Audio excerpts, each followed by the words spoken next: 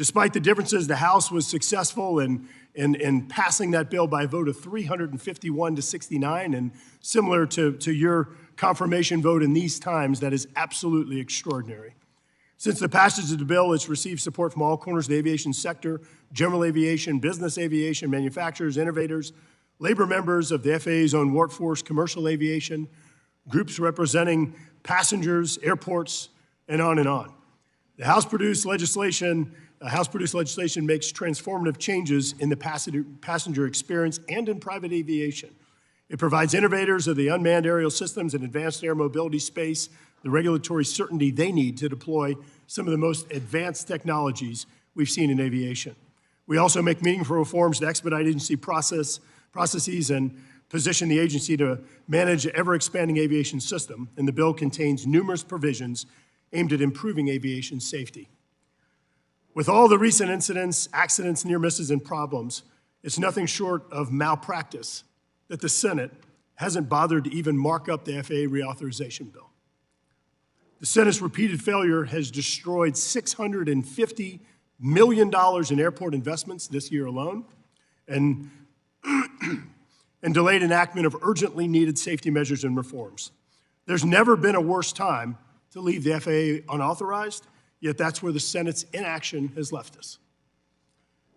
You're doing the best that you can with the job you have, Mr. Administrator, but it's clear to me the Senate's inability to do its job has real-world consequences that directly affect American leadership in aviation and in the safety of the traveling public. We stand ready, willing, and able to negotiate the FAA reauthorization bill when the Senate is ready. Hopefully you can do something to help us with that, Mr. Administrator, and hopefully the conversation we have today serves to underscore the urgency of getting a long-term comprehensive reauthorization bill signed into law. Ready to go? I now recognize Ranking Member Cohen for 5 minutes for an opening statement. Thank you, Mr. Chair. I just want to say I disagree with everything he said, that we need to fund Ukraine and Israel at the same time. I'm just glad you're here to listen to it. Thank you, Mr. Chairman. And thank you, Mr. Whitaker, for coming before us today. Such an important time with aviation and your being at FAA. We appreciate that. It's important that we have leadership. That's the thing I heard most from people in the industry over the last 6, 7, 8 months was we need a strong administrator, and we need an administrator. And I think everybody's pleased with your selection. But we've had the recent problems, it's obviously not your fault, with Boeing, the 737 MAX 9. We had the Japanese airline collision, and the increase in runway incursions which have been around for a while. And I know that that's on the top of your mind is getting something straightened out with those potential intersections of airlines with the FAA and getting better air traffic controllers, or more air traffic controllers, really more, and we need to get a pipeline going to get more of everybody to give an opportunity to participate. The FAA's prompt response to the January 5 Boeing incident is commendable. Temporary grounding of more than 170 aircraft, the audit of Boeing and what you've done there has been, I think everybody agrees with and appreciates. Boeing must be held accountable because, as you've said and others have said, safety's first, and that needs to be made clear. As this incident and the MAX 8 crashes demonstrate, complacency is a luxury we cannot afford when it comes to aviation safety. Boeing and the FAA's oversight must make necessary changes to ensure similar incidents, accidents don't happen again, with doors flying off in the middle of the air or planes falling out of the sky or whatever. As the FAA and the NTSB investigations into this incident accident unfold, our subcommittee will stand ready to work with you and all the relevant parties to enact legislative changes that are necessary. But of course, the first thing we need to do is get the reauthorization bill passed. We've done our job. Now it's your job to get the Senate to do their job. So I want to thank all the FAA employees who worked day and night to ensure that no stone was left unturned when it came to reviewing MAX 9 inspection instructions, as well as the airline maintenance technicians who are implementing these instructions to ensure that aircraft can safely transport passengers again.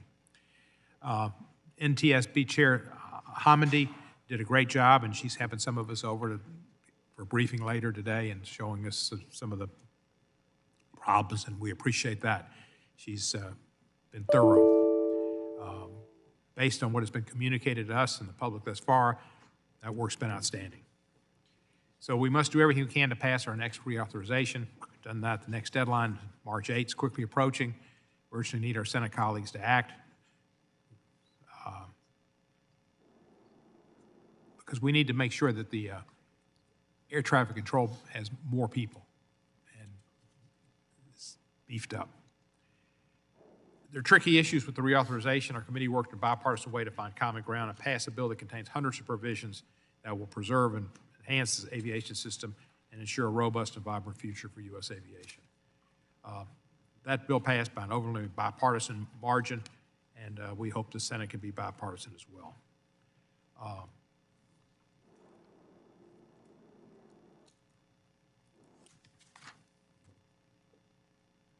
I look forward to your testimony. Appreciate the work of Chairman Graves, Ranking Member Larson, and the other Graves Chairman. We put together a good bill, and we hope that we can have success and confidence in the American public for airplanes and flying, and that we don't lose business to Airbus. The French have already made overtures, what they're trying to do to make sure that there are safe planes produced all over the world, but particularly, I guess, they're thinking in France and Airbus. So that's an important industry to America and having Boeing. So good luck. Thank you. Thank you, Ranking Member Cohen. Now recognize the Chairman of the full committee, Chairman Sam Graves, for 5 minutes.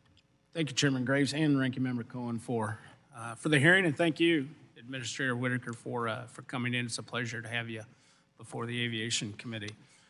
The United States aviation system has been a major focus of our committee's work this Congress. Last year, we overwhelmingly, has been the theme here so far today, we overwhelmingly passed a comprehensive bipartisan aviation administration reauthorization that is going to dramatically improve American aviation and the FAA.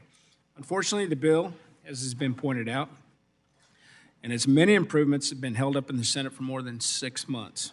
Unfortunately, the Senate, it appears that the Senate is poised to resume its markup of the FAA bill in a few days. And I look forward to seeing if it finally happens, and I look forward to sitting down with our Senate Commerce Committee counterparts to start reconciling the two bills. Serious issues within our aviation system have played out time and time again on the nightly news, and in my opinion, the consequences of having no long-term FAA bill are exacerbating them. Now more than ever, American aviation and FAA need some bold direction from Congress, and we can't afford business as usual or half measures. And our bill will secure the growth and robust leadership the American people deserve in their aerospace system. And while Congress continues to move the FAA reauthorization towards the finish line, we're looking to you, or depending on you, to pick up that slack. Many of the provisions in the House-passed bill are non-controversial and can be implemented by the FAA without any additional authority from Congress. And I'd urge you and your staff to start laying the groundwork for an expeditious and efficient agency implementation of the provisions with congressional intent, in line with the congressional intent. Today is a great opportunity for members to highlight their aviation priorities that matter to them and ensure that their issues are heard and understood and hopefully are addressed. We also want to hear what your impressions of the agency are since you've taken over the agency, since your confirmation, and what your priorities are going, obviously moving forward. And finally, we look forward to hearing an update on what the FAA is doing regarding the Flight 1282 accident and what you've learned so far. I do want to thank you, Administrator, and your staff for your very effective communication so far related to the incident and your related findings that you found so far. Open communication, I think, is important, a very important component in the committee, having confidence in the actions taken by the FAA, and I hope that this continues as the agency progresses with its oversight work and audits. And we all share the same goal of ensuring that the safety of our aviation system and maintaining that gold standard that we all talk about. So with that, thank you again for coming before the committee. And with that, I yield back the balance of my time. Thank you, Mr. Chairman. Ranking Member of the full committee, Mr. Larson, is recognized for 5 minutes. Thank you, Chair. Just one more, Administrator Whitaker. Thanks for joining us today. Appreciate it very much. We got a lot to discuss. This hearing comes at a critical time. First, we have to review the implementation of the 2018 FAA reauthorization, which expired last September. Second, we have to continue to push for the passage of a comprehensive long-range 2023 FAA reauthorization, which passed the House last July. And finally, we must examine the problems that the recent 737 MAX 9 incident exposed. Safety has always been this committee's top priority, and the aviation system here in the U.S. is responsible for safely transporting hundreds of millions of passengers each year without fear of harm or injury. Americans have to have the full confidence in our aviation system. That confidence must be justified. This committee must ensure the FAA has the resources and tools it needs to effectively conduct its investigations, its audits, and enforcement actions. And always, we have to remain vigilant to ensure something like this accident, that the likelihood of this accident happening is decreased substantially. On January 5th, the 737 MAX 9 accident was terrifying to everybody on board, but thanks to the calm and professional actions of the flight crew, everyone landed safely. And I fully support, as this committee does, the FAA's decisive response to this accident, which included grounding the effective MAX 9 fleet, a separate investigation into whether Boeing delivered a non-compliant aircraft to its customer, an overarching audit of Boeing's MAX production lines and its suppliers, and a prohibition on increasing Boeing's 737 MAX production rate until its quality control issues are resolved. Unfortunately, it's not the first time we've seen aircraft quality control issues in recent history. In May of 21, then Chair DeFazio and I wrote to the department, to the FAA, and to Boeing with concerns about no less than 9 reports of quality control issues at Boeing production facilities. Since then, there have been dozens more reports of similar issues leading to emergency fixes and delays in production. The safety culture of any organization flows from the top, and I urge the Boeing leadership to take time now to examine that culture that it is currently instilled and to improve. I look forward to the implementation of the 2020 Certification Reform Bill, which this committee passed, including the recommendations from the Boeing Safety Culture Review.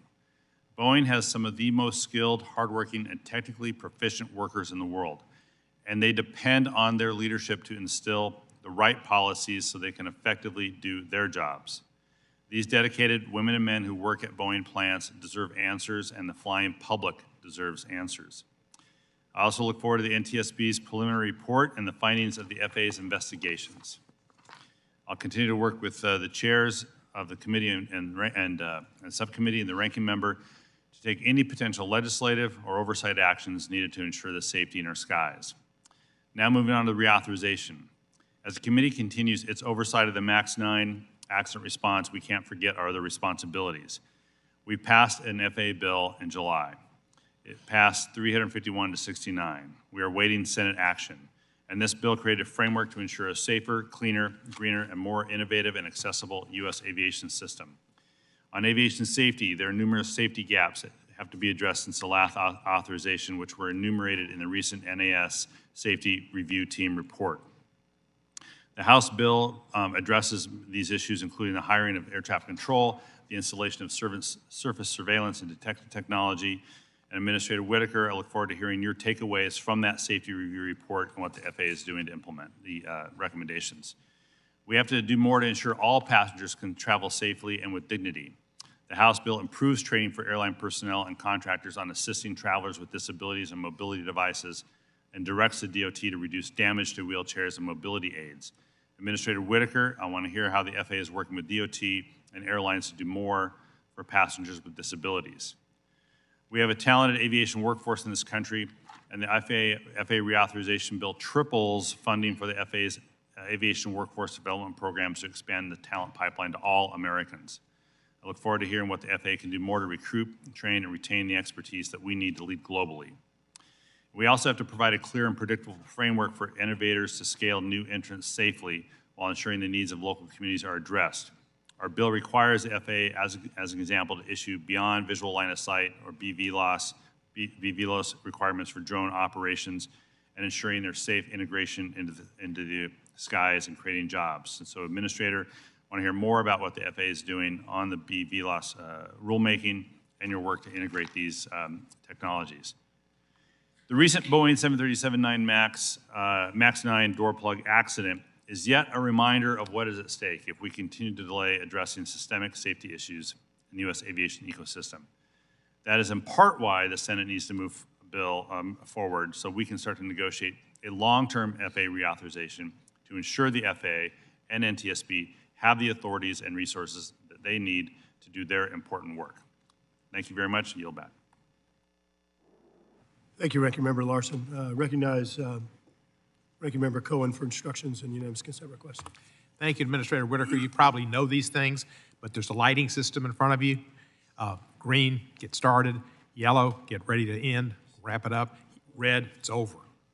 Ask unanimous consent that the witness's full statements be included in the record without objection, so ordered.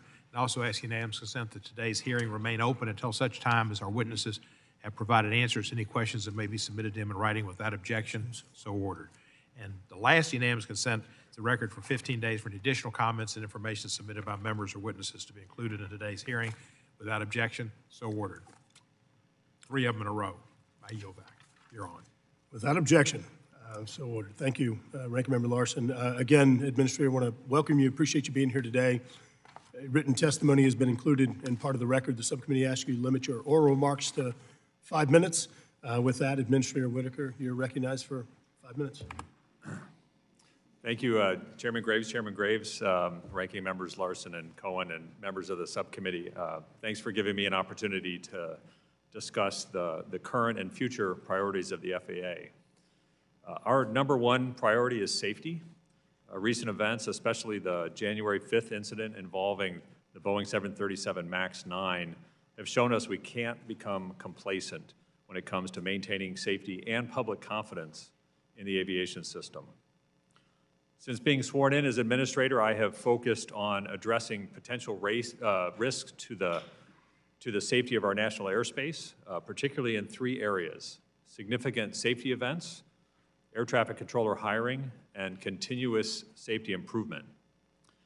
Last year, we saw an uptick in significant safety events, including runway incursions and close calls around airports.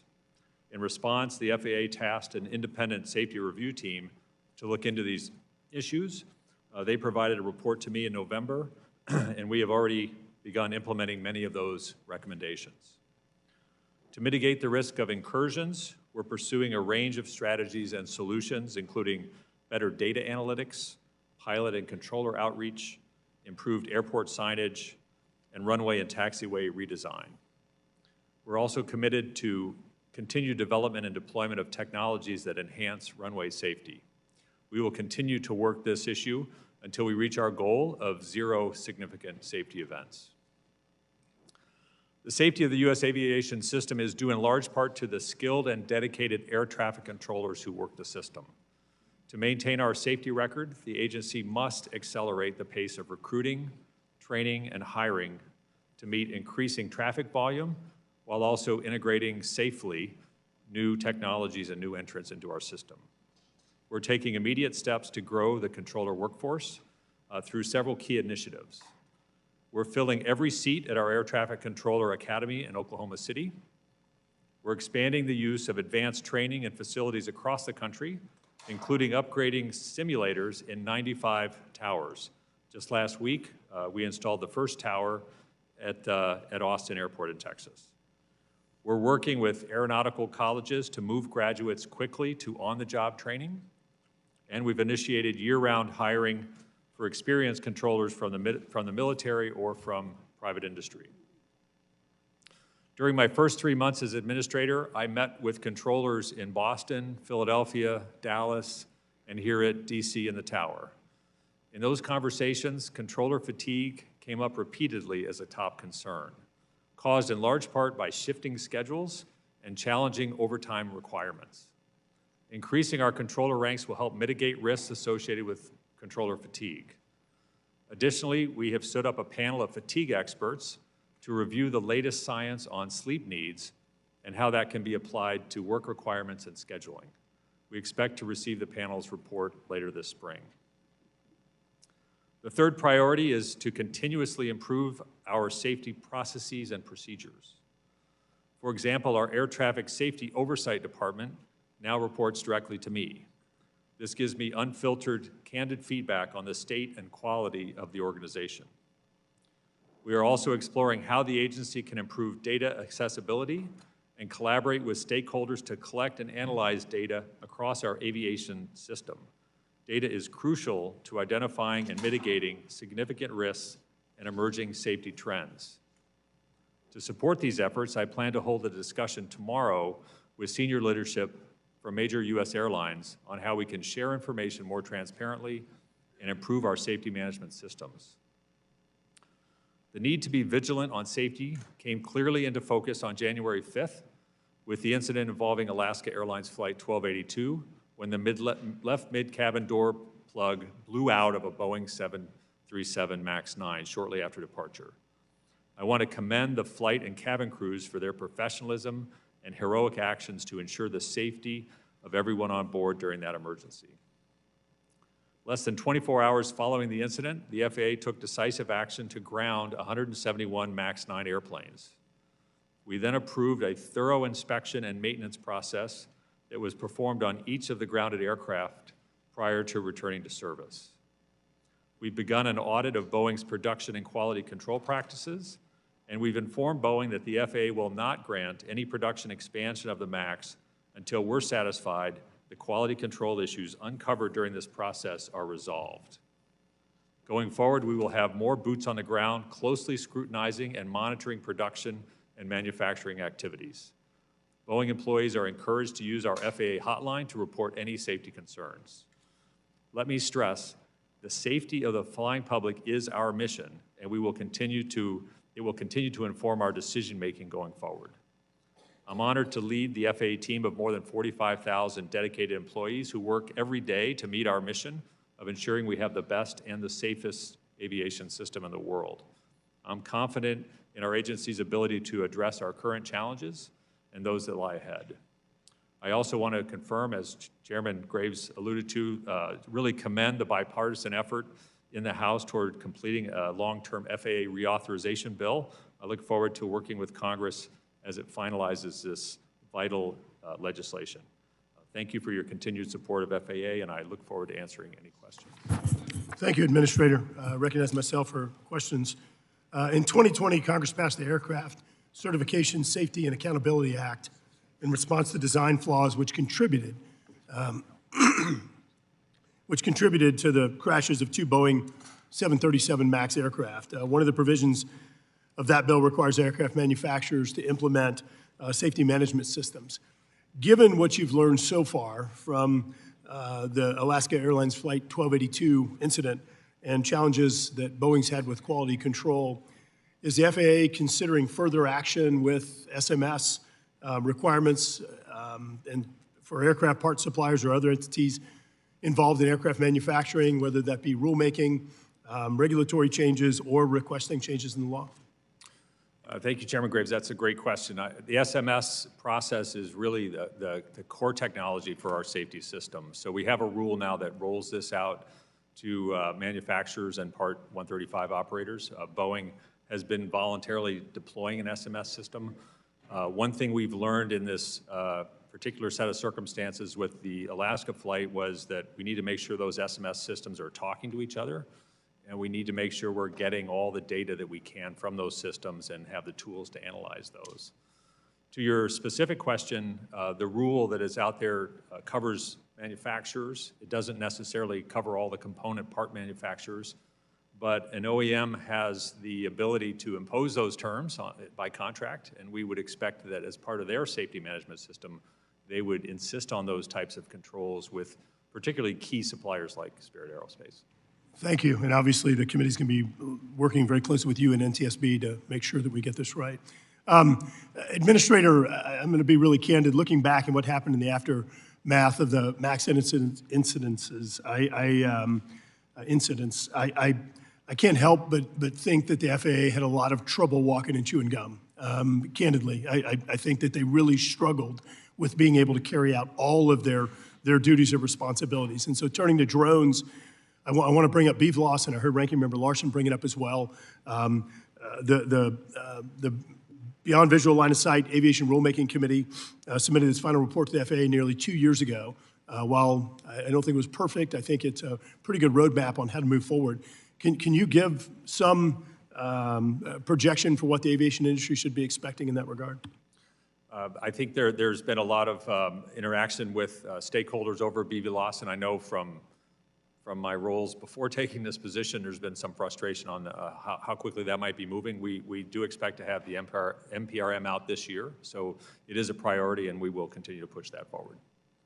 I can't emphasize enough how important I think it is for the FAA to be able to manage all of its various functions to maintain the certainty and predictability that these new entrants need into market, while we're also continuing to advance our gold standard of safety in the United States. Last question. I agree with that.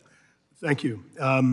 Administrator, there are provisions in the 2016 FAA bill and 2018 FAA bill that have not been fully implemented yet.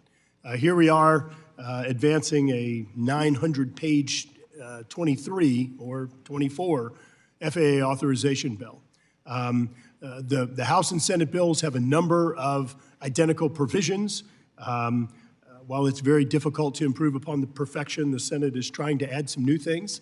I want to hear from you, what is the FAA doing to ensure that they're going to hit the ground running, be able to comply with and implement this bill in a manner that's as urgent as the law is in regard to addressing a number of the safety and new entrant and passenger experience issues that we've solved in the legislation?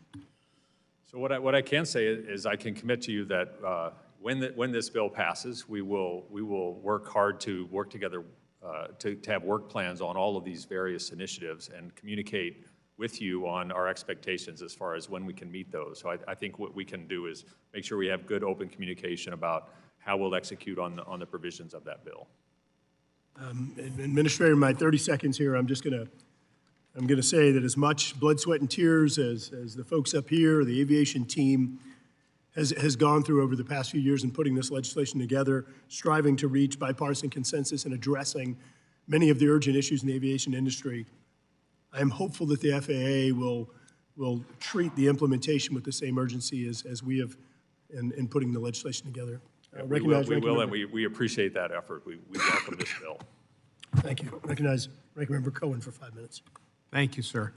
Mr. Administrator, what parts of the production oversight and quality assurance of Boeing airplanes are considered delegated by the FAA to the manufacturer, and how does the FAA oversee Boeing representatives when they're performing those delegated functions?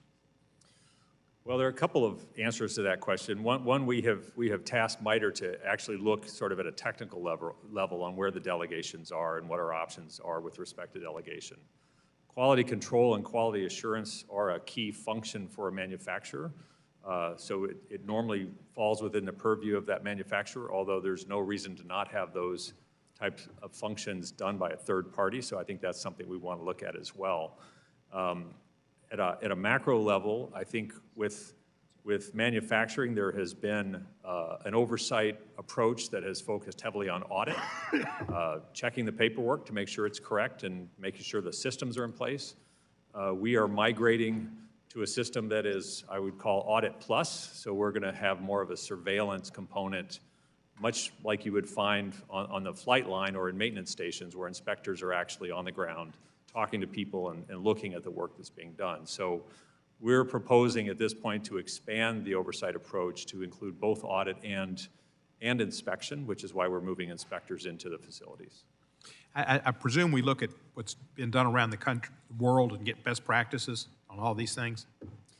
Well, we like to think that we're best practices, and I like to think that too, and we may be, but Airbus kind of claims that they're doing pretty good. We do pay attention to what others are doing. I think in this case, I think we know what we need to do next, which is to have more on-the-ground presence to verify what's going on. So, thank you, sir.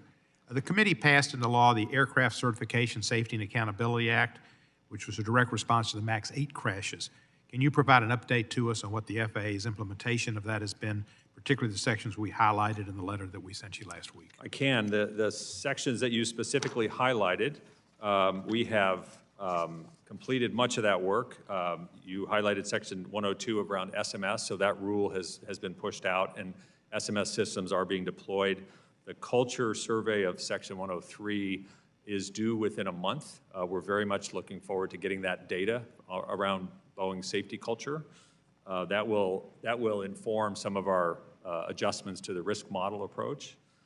We've updated the ODA policy under 107. We've completed the standing up the EC and SC for compliance under 122, and 125 incorporated the ODA best practices into our process.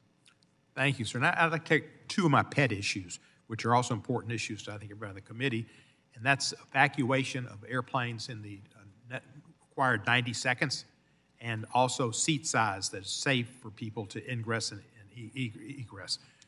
We've passed laws to say that they had to do a study on seat size and on evacuation. And what they did on evacuation was embarrassingly poor and didn't have a model of what an aircraft looks like in the passengers. It had nobody over, I think, 60 years of age and nobody under 7 or 8 or whatever, and they claimed that was for liability purposes. Well, you know, that's hooey. And they also didn't have any dogs on there and any packages or people with disabilities, et cetera, et cetera.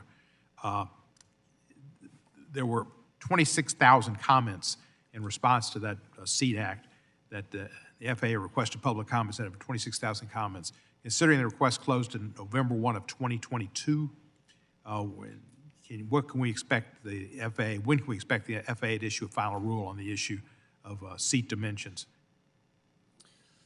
So I'm familiar with the work that's gone on around that and those comments. I think it's important for us to make the distinction between what might be economic regulation and what's a safety regulation.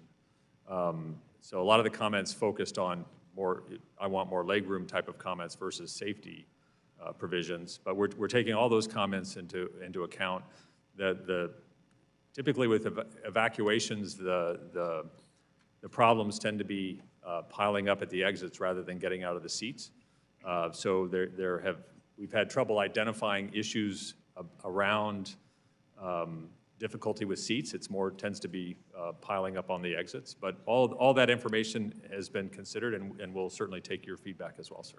Thank you. I've got to close out, but I appreciate you giving serious consideration to getting this done. Seat size does have to do with getting out of the plane.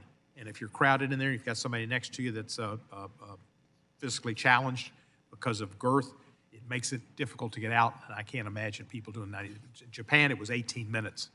So if you work on the 90 seconds, work on the seat size, realize safety and comfort can be the same. I yield back. Yes, sir. Thank you, Mr. Cohen. Chairman's going to defer to Mr. Perry for 5 minutes.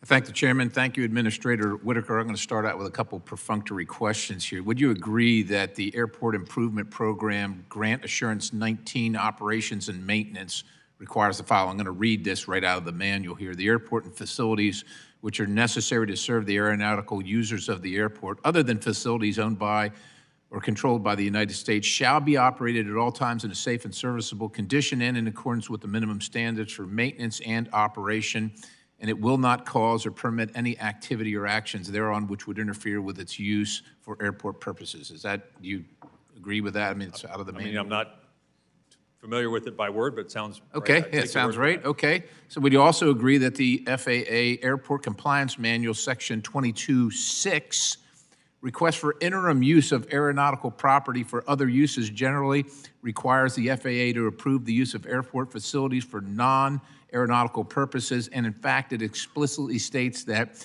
the FAA approval shall not be granted if the FAA determines that an aeronautical demand is likely to exist within the period of interim use. I believe that's accurate. That's my understanding. Yeah, it's right out of the manual. I'll give it to you if you want to see it. So these documents from the FAA make it abundantly clear that airports are restricted in their ability to use their facilities for non-aeronautical purposes, and when they are doing that, or when they're requesting so, they must receive FAA approval. The restrictions are in place to protect the flying public and the safety, but also to protect the investment that taxpayers have made in federally funded airports. Yet, I will tell you, I've seen a disturbing trend in cities choosing to use their airports, such as Chicago, O'Hare, Midway, Boston's Logan's, as facilities to house illegal foreign nationals brought here by the administration's, well, I'm going to say failure to enforce the immigration laws on the books. And that clearly falls, in my mind, into the category of non-aeronautical use. Now, my question to you is, has the FAA approved any request to use airports to house illegal foreign nationals? So to your explanation, the FAA does have a role in I know it does, but I'm just asking if you've approved, you're the administrator, has the FAA approved any requests to house illegal foreign nationals? So I'm going to answer that if you'll let me. Okay. My understanding is I that, just want to use the time efficiently here. yeah. So the FAA does approve requests for community use, whatever the category. There's a huge number of categories for community use, and our criteria is whether it interrupts aeronautical uses or is otherwise disruptive. So how many there's a loss of requests have been approved for housing illegal foreign nationals? My understanding is there's been one airport that has made that request. So the others that I mentioned, well, was the one that made the request any of the ones that I mentioned?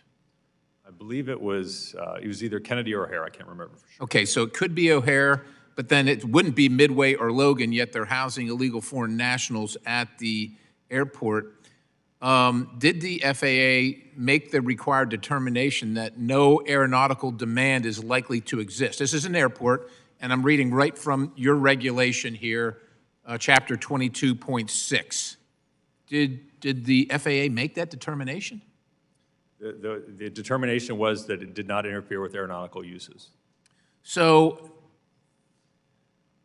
in that case, I guess the FAA won't enforce its grant assurances, which it says right here, literally on number 1, these assurances shall be complied with in performance of grant agreements for airport development, airport planning, noise compatibility program, grants for airport sponsors. So the federal government's paying for it.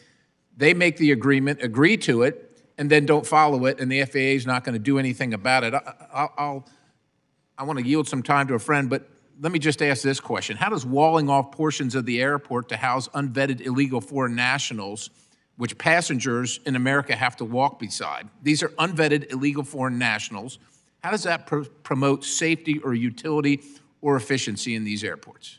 I think you're out of my area of expertise. I'm not familiar with that circumstance. I think that answers the question. I'm going to yield some time to my good friend from Texas, Mr. Nels.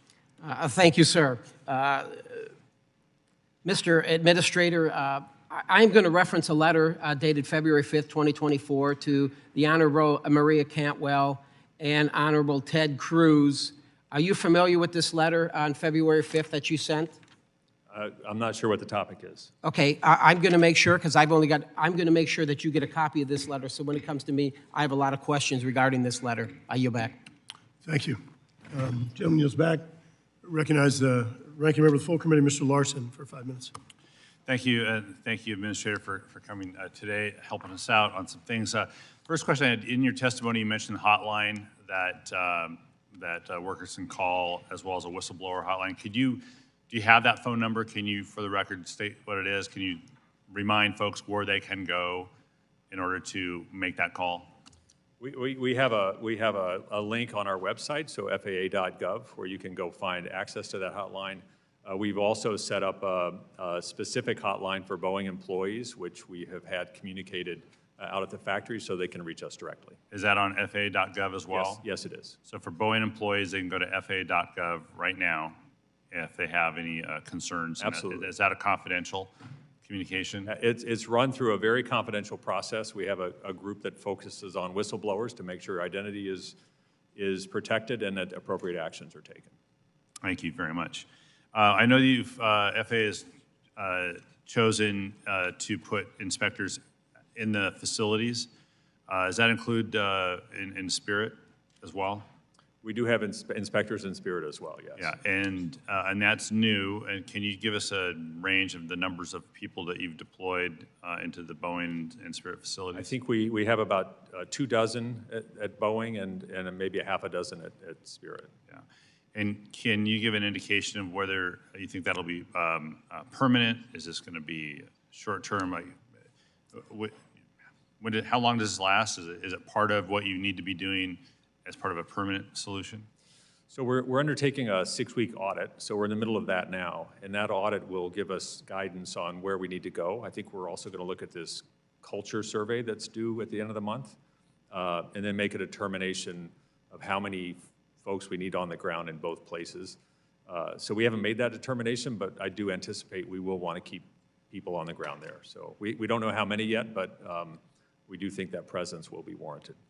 Do you have any initial thoughts on the impact of the MAX 9 accident and its influence in your decision-making about ODA authorities and how much to pull back from Boeing at this time? I think the events of January 5th, it really created two issues for us. One, what's wrong with this airplane? But two, what's going on with the production at Boeing. And there have been issues in the past, and they don't seem to be getting resolved. So we feel like we need to have a heightened level of oversight to really get after that. So it was certainly triggered by the MAX 9, yes.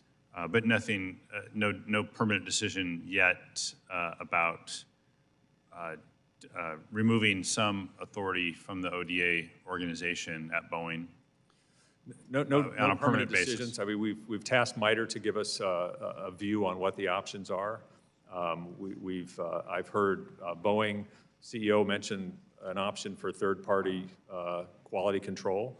So I think it's important that we look at all options on the table and understand how do we make changes that are going to give us a different result than we've had. Yeah, thanks. I want to move to a little bit more to the FAA bill that we passed. I jokingly asked you ahead of time if I was going to ask you if it was a great bill or greatest bill, but we really want to impress upon the Senate how important this is to get. They're trying to get it done, but how important it is to get a final bill done. Is there anything in that bill? Can you talk to anything in that bill that you would have needed ahead of this, or do you have ahead of January 5th, or do you have everything that you need for at least for this particular investigation? Well, I guess I'll make two comments. One is we really appreciate the effort on the bill because it creates a huge amount of disruption to not have it. So the constant running up against deadlines, I've only been there 3 months and I probably had a dozen meetings on what happens if there's a shutdown, what happens if we don't have authorization. So it does create a lot of uncertainty for us. I don't see anything in particular that, it's possible I'll come back in 6 months and tell you that, we need something. I think we're going to need more boots on the ground. We're going to need more inspectors. We don't have that many inspectors on the aircraft certification side of the house. So that will be an addition of manpower. But we haven't scoped that, and I think we can do it within our current authorities as long as we can find the funds for it. Yeah, great. So I did outline some of the issues in the 23 bill on accessibility, on BV loss, a few other things, and we'll just get back to you with those for the record as well. But thanks for coming up. Appreciate it, and yield back. Yep. Thank you, Ranking Member Larson. Chairman Westerman's going to defer, and we're going to recognize the gentleman from Florida, Mr. Mast. Thank you, Chairman. Administrator, I want to talk a little bit about training and air traffic controllers, and I want to go back to November.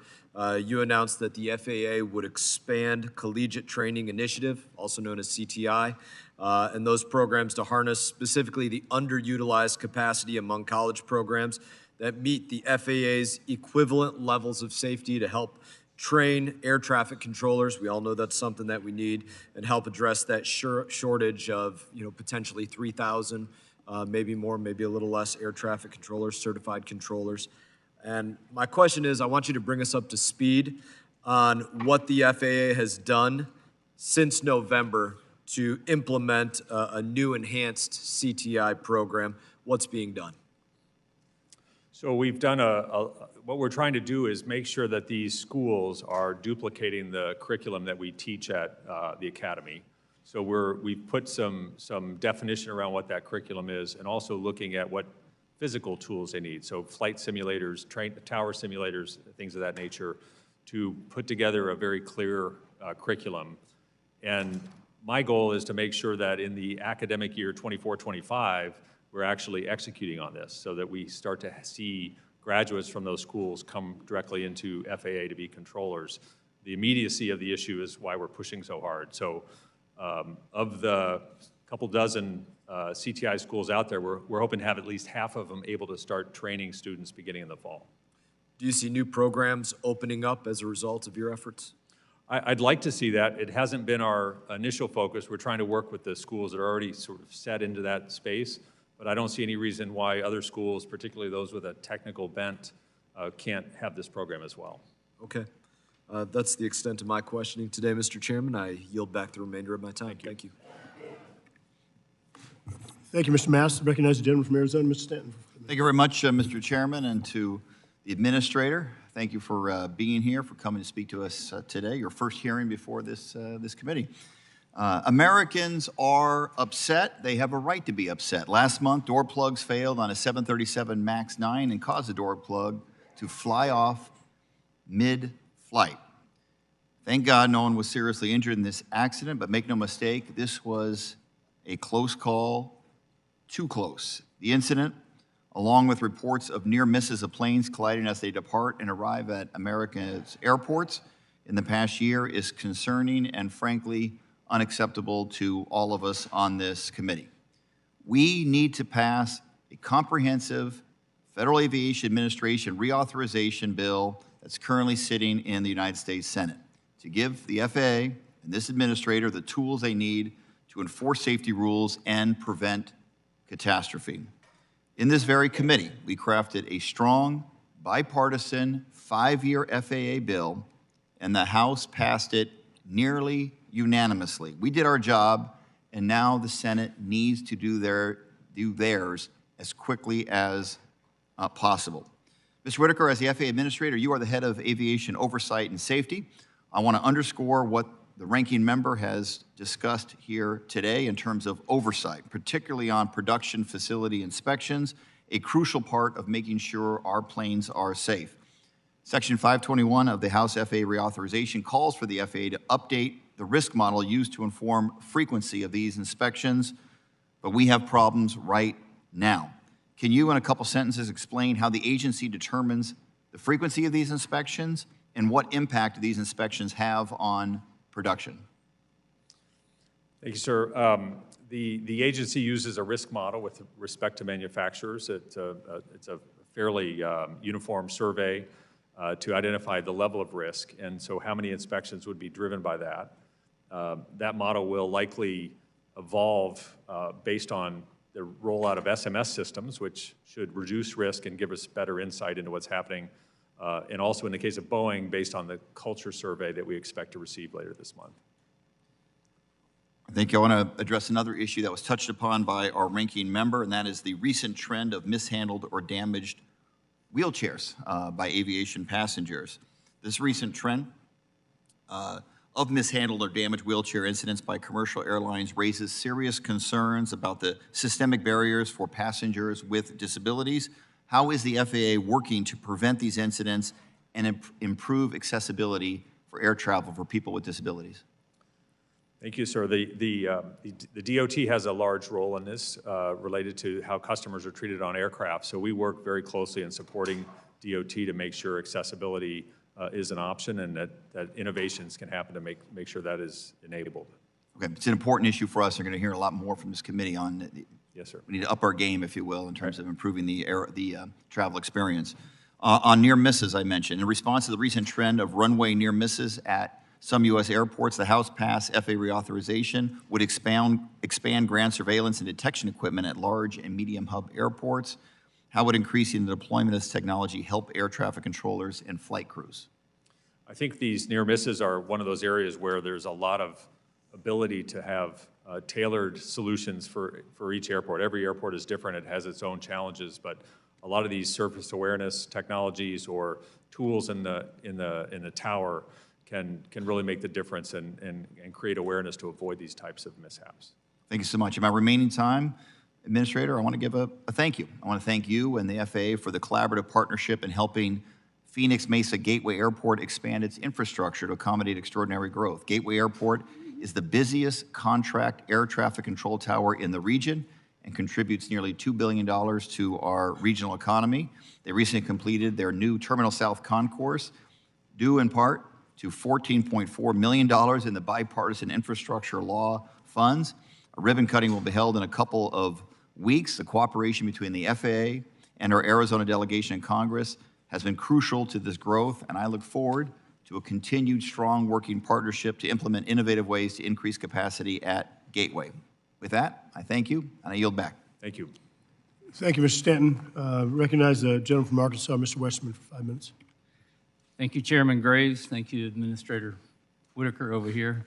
I want to follow up with my colleague, Mr. Perry's line of questioning. I know your whole testimony was basically about safety, and we all want safe airports. And Mr. Perry read to you from the manual about how a non-aeronautical purpose at an airport has to be approved by the FAA, and you stated that only one airport had approval to be used for the non-aeronautical purpose of housing migrants. Would you like to correct that answer, or is that the answer you want to stick by? To my knowledge, and this is not an issue that I've only been there 3 months, not an issue I've spent much time on, but to my knowledge, there was only one application. It's also my understanding that applications are only involved if it's behind security. So other properties on airports don't come through our office for approval. It's really just behind security properties. So it's well documented that many airports have been used for this purpose. So do you think these airports are in violation of any federal law, or do you think they found a way around that? I assume they're in compliance. I have not heard otherwise, but our role is to make sure that the proper procedures are followed. This is an issue that I didn't think we would have to deal with in Congress. I chair the Committee on Natural Resources, and we've got a similar issue with National Park Service land where the administration has approved use of National Park Service land to build migrant shelters, which that's kind of crazy that you would think that would even be an issue, but it has happened. And in researching the process, how that happens, it appears that maybe Secretary Mayorkas had a lot more to do with that than even the DOI secretary. Are you aware of any meetings between Secretary Mayorkas and Secretary Buttigieg to discuss issues of using FAA or using airports to house migrants? I am not aware of any, no. You aware of any meetings between other DOT or DHS officials to discuss this issue? I am not. Have you been in any meetings regarding this or phone calls? Just getting briefed for this hearing. Otherwise, I have not had any meetings. So is this, we sent a letter, Chairman Graves, Chairman of the full committee, I think 60 some odd members signed the letter last November asking about this issue. And as of today, we've still received no response. I know you're new, but why do you think we would be getting delayed on a response on this issue? I don't know, but I'm happy to follow up afterwards, sir. So you'll follow up, will you follow up with Secretary Buttigieg as well? I'll follow up on the status of the letter, and I'll let you know. All right. It's amazing that this is something that's been very well documented in the news, and there seems to be no response from the administration. And I know you're new again, but you have no real knowledge of what's going on here or the rules associated with it. So, yeah, if you would follow up with Secretary Buttigieg and tell him we're still waiting for his response. And, Mr. Chairman, I yield back. Mr. Chairman, I yield my remaining time to Mr. Nails. Gentleman from Texas is recognized. Thank you, Mr. Chairman. So, Mr. Administrator, did you look at that letter that I referenced that was dated March 5th? You sent it to Cantwell and Ted Cruz? Yes, I have that. All right. Did you write that letter? Did I write the letter? Yes, sir. No, it was drafted for me. It was drafted for you. Who drafted it for you? I don't know. It went through a process as this issue was developed internally to respond to requests for technical assistance on various issues Okay. with the REAUTH bill. Is this letter the official position of the FAA to oppose the raising the mandatory retirement age without a study beforehand? The official position is that we don't have a position on the retirement age, but if it changes, we'd like to have data to support the change. Okay, so I want to be clear. So for everybody listening, the FAA, the administrator, does not have an official position on whether Congress, we passed it in the House, should raise the mandatory retirement age from 65 to 67. Our role has been to identify issues around that, and we have identified two, one about international compliance, and then one about understanding the data of changing the age from 65 to 67. Okay. Did ALPA influence your decision to write this letter? Did ALPA have any influence in the drafting of this letter, yes or no? Not that I'm aware of. Okay, I'll yield. Gentleman yields back. My friend from Kansas, Ms. Davids, recognized for questions. Thank you. Thank you to Chairman Garrett Graves and to Ranking Member Cohen for this hearing today. And thank you also to Chairman Sam Graves and Ranking Member Larson for their leadership on passing a common sense bipartisan reauthorization of the Federal Aviation Administration in the House last year. Mr. Whitaker, welcome to the Aviation Subcommittee, and thank you for taking the time to be here. I do believe your experience and leadership will be invaluable at the FAA. I would like you to address an issue that's affecting the National Airspace System, which is aging infrastructure and functional obsolescence. The failure of the FAA's NOTAM system in January of 2023 highlights the risk to the flying public when aging, safety-critical aviation infrastructure isn't replaced in a timely way. And sadly, the FAA now operates and maintains one of the oldest collections of safety-critical aviation infrastructure in the world. One such system in the NAS desperately in need of replacement is ILS, or Instrument Landing Systems. There's a map up there. I've got one here. This ILS map demonstrates just how many 1970s era Mark 1F systems are in operation in the NAS. The FAA has more than 1,200 ILS systems located at hundreds of airports across the country. The ILS is the only system approved by FAA to support all-weather landings at the nation's busiest airports. As such, these systems are required to remain in operation for the foreseeable future. However, the vast majority of these safety-critical systems were placed into service in the 1970s and 80s and are now functionally obsolete. In Kansas alone, 17 of the 21 systems, which is 81%, are functionally obsolete. This body passed the bipartisan infrastructure law more than 2 years ago with a set-aside of $5 billion to replace these aging systems. But the FAA told industry leaders and members of this committee that modernization of these systems wasn't an eligible expense under the program. Then Aviation Chairman Larson and I subsequently engaged in a colloquy on the floor on December 9th of 2021, which is shown here, expressing congressional intent that this was in fact an eligible expense. This colloquy was shared with US DOT again on August 17th, 2022, when Mr. Larson and I noticed that there was no money directed in the fiscal year 2023 FAA spend plan for replacement of these systems. We asked for a timeline and budget detailing specific allocation of IIJA resources to landing and navigational aids equipment for fiscal years 22 through 26, which you can see here. The response we received, which is up now, contained none of the information that we asked for. In follow-up conversations with FAA, we have yet to receive a satisfactory response as to why the acquisition and modernization of these systems has lagged. In fact, several taxpayer-funded instrument landing systems, there's 14 of them, are sitting in a cave in Independence, Missouri, simply waiting to be installed. At the FAA's current pace of modernization, which is about 4 to 5 systems per year, it would take more than 100 years to replace these systems. This means that FAA expects many of these safety-critical systems to be in operation despite being over 100 years old. I can't imagine that's actually the expectation. And just so we're clear what system failure looks like, the most likely impact on these airports is on capacity, on throughput, and delays.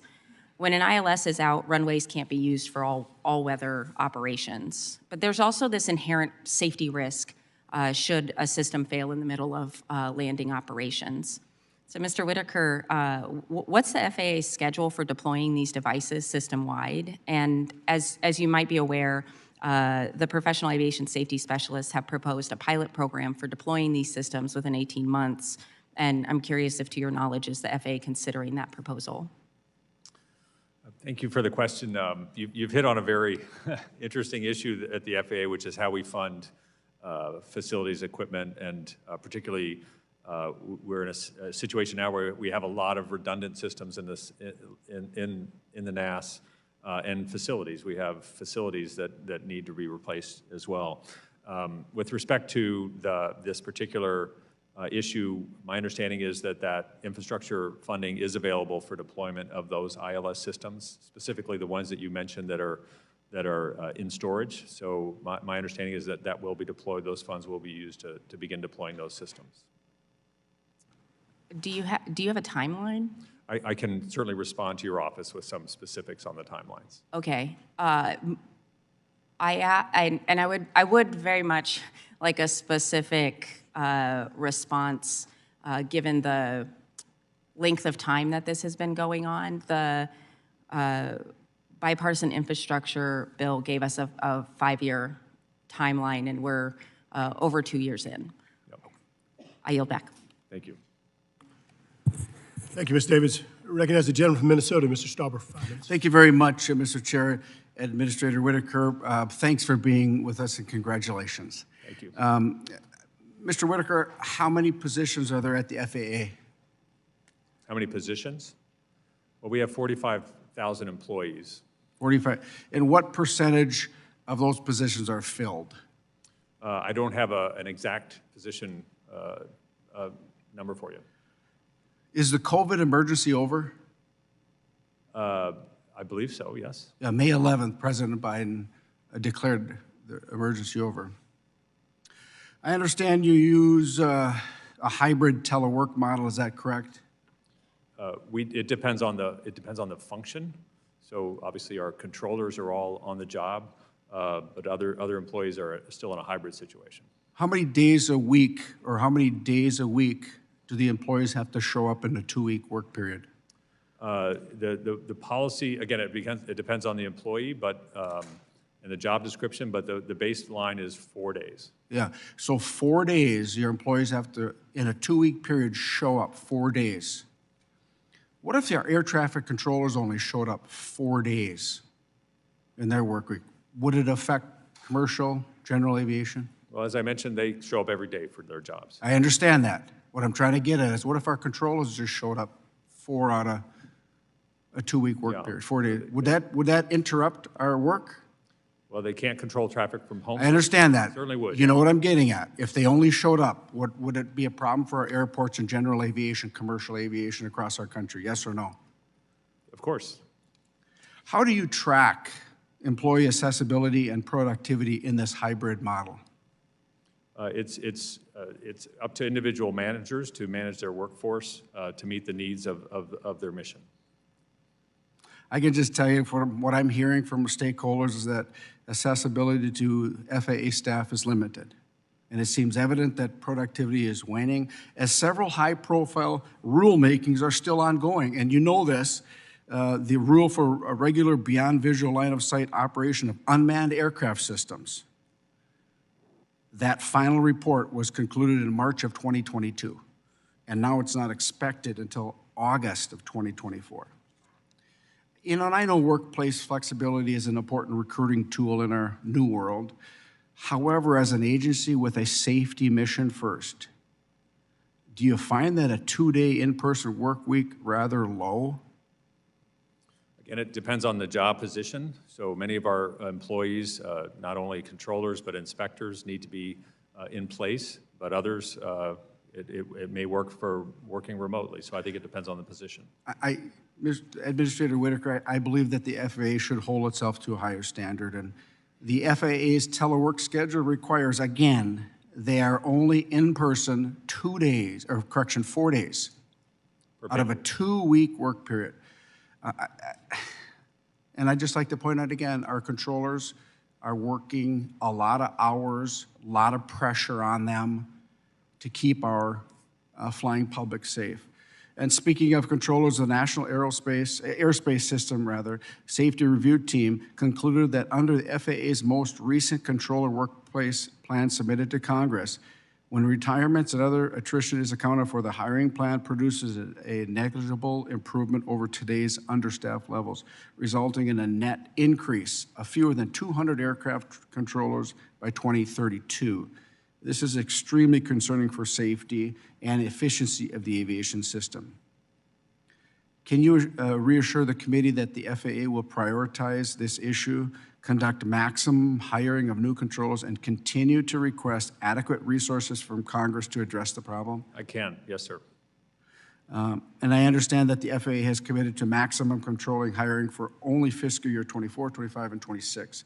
Will the FAA commit to a longer-term maximum hiring posture, since it will take a lot longer than just 3 years for max hiring to return to healthy controller staffing levels? We certainly commit to max hiring until we get healthy. What we've done is there are competing staffing models at play. So we've commissioned the Transportation Research Board to review those models. So within 3 years, we'll have a new model in place, and I will set those goals. Thank you. Last question. Will you prioritize and support general aviation like you do commercial? And will you support rural airport investment and infrastructure? Absolutely. Thank you. And again, congratulations. Thanks. Thank you, Mr. Stauber. Recognize the gentleman from Illinois, Mr. Garcia. Thank you, Chairman, and welcome, Administrator Whitaker. As you know, Boeing recently withdrew its request for the MAX 7 to receive a safety exemption, which would have allowed the aircraft to be certified with a known defect. If granted, as you know, Boeing's fleet of MAX aircraft have an anti-ice system issue that could cause the nacelle, the pod surrounding the engine, to break and fall off in certain conditions. This could have potentially catastrophic consequences.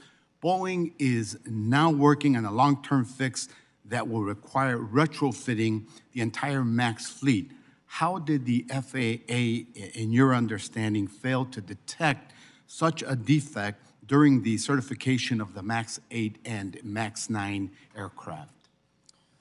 So my understanding on that particular issue is that potential defect was discovered using computer modeling some years after the original certification of the aircraft, and modeling that was required by the AXA legislation, actually. But that's my understanding of how that was discovered.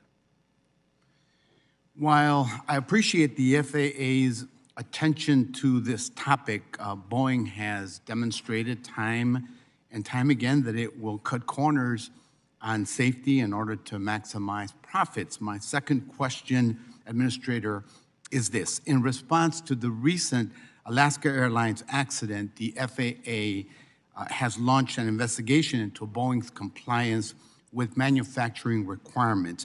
Has the FAA comprehensively engaged with employee groups, those involved in the production, and those who have filed whistleblower reports regarding reduction of quality assurance procedures in the manufacturing system? And if so, how is the FAA handling these reports? So on the engagement aspect, we now have 20 inspectors on the ground in Boeing engaging with the employees at every phase of the manufacturing process. And so this is to allow us to have direct conversations with employees about what pressures they might be feeling or what instructions they're getting and what incentives they're dealing with. On the whistleblower, we dedicated a portal for Boeing employees, but we also have a normal portal for whistleblowers. And we have a pretty regimented process on how we deal with those reports to make sure the identity is protected and the reports are taken seriously. Should I take that to mean that there is currently engagement with those employees? Yes, sir. Thank you. Of course, I look forward to working with the FAA to hold our aviation community to a higher standard of safety. It is equally crucial for the operation of our aviation industry that airport workers are paid livable wages. Airport workers are largely Latino, Black, and immigrant workforce. They've been overlooked and underpaid for the vital role that they play in keeping our airports running. My bill, the Good Jobs for Good Airports Act, would change that. Administrator, are you committed to doing what you can to ensure that the airports that the FAA oversees are delivering fair wages and benefits to all employees? I'm very committed to making sure that they have a very safe working environment. Safety is my mandate, and we are focused on safety at airports, particularly on the ramp. So we've taken some initiatives around that to make sure that those employees are in a safe environment. Thank you, and I yield back, Mr. Chairman. Thank you, sir. Thank you, Mr. Garcia. I recognize the gentleman from New Jersey, Mr. Van Drew. Thank you, Chairman. Welcome, Mr. Whitaker. You know, you got a tiger by the tail. Yeah, I was going to speak on something else, and I am in a moment, but using airports for housing undocumented, that's a big deal. It's a big deal to the communities these airports are in. It's a big deal fiscally. It's a big deal for safety, and I know you're new, so I want to be fair, but we need you to drill down and tell us more what's going on. Please check thoroughly on this issue.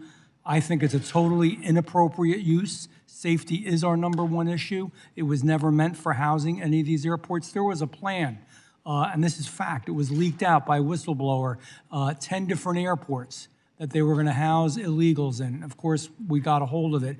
And Atlantic City International Airport, in my district, they were talking about housing up to 60,000 illegals in a community of 35,000 to 40,000 people. That's wrong. So I need some commitments from you to thoroughly drill down on this issue, to know how many airports are involved, a complete list of airports that are involved, a policy coming from the FAA. We need a policy from the FAA dealing with these requests and ensuring that the FAA is part of the process in determining if, where, and when this is going to be done.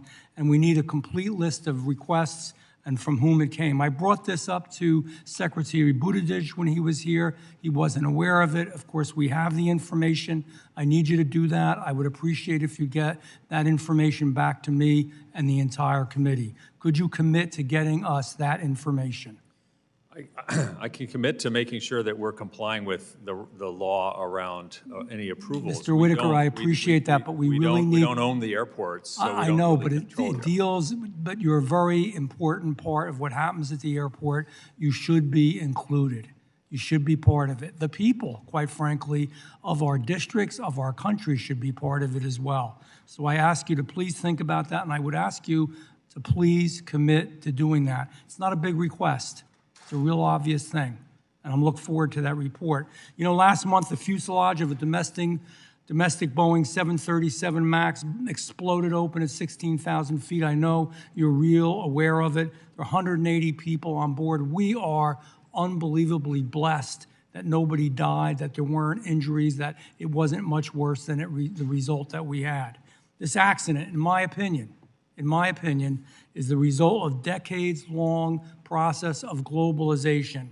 In the early 2000s, Boeing aggressively outsourced its business model. The strategy peaked in 2005 with the sale of the Wichita-based Spirit Aerosystems. I know you're aware of that. Spirit Aero is now a, quote, global corporation, and it has been identified by the FAA as responsible. You all identified it as responsible for the faulty components behind the Alaskan Airlines incident. This is one example of how Boeing's outsourcing has led to Boeing's decline. And Boeing has hidden its decline, in my opinion, and many, by appealing to diversity, equity, and inclusion, and for its investors, because it's a cool thing to be.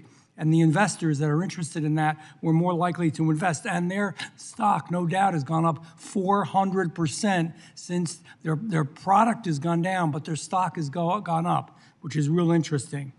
You know, you should be worried about safety when you're selling private equity firms, but they were not. This is a 1-2 punch of globalization and social engineering. It doesn't belong. Job number one is safety. Job number one is safety for every man, woman, and child that go in those airports. And it's a company that is struggling to reliably produce safe aircraft. Mr. Whitaker, are you concerned by the trajectory of Boeing as an American institution? An American institution. Are you concerned? My concern is that Boeing makes safe aircraft, so I'm less concerned about externalities. I'm more concerned about the quality of the aircraft coming off the line, and that's our Well, focus. I would maintain it's part and parcel. They have a job to worry about safety, efficiency, and when you're worried about all these other issues and not the green economy and everything else, you should, that should be your job number one. And I hope you have a plan to put them back on track. I sent you a letter in December about the FAA Technical Center, and I would like to submit this record for the Chairman for the record. The needs include national airspace systems, electrical utilities, and technology transfer programs. My time has run out. I wish I had a half hour with you. I appreciate you being there. I would hope that you would take my request seriously because the American public takes it seriously, and I thank you and wish you good luck. Gentleman's time has expired. Recognize the gentle lady from Alaska, Ms. Peltola, for 5 minutes. Thank you, Mr. Chairman. Good morning, Administrator Whitaker. General aviation accident rates in Alaska continue to outpace the rest of the country. Can you provide an update on FAA's implementation of the recommendations of the 2023 FAA Alaska Aviation Safety Initiative Tiger Team, including the 8 automated weather observing systems installations scheduled to have been completed in September of 2023? Thank you, ma'am. So I'm fully supportive of the unique nature of Alaska and the role of general aviation in that.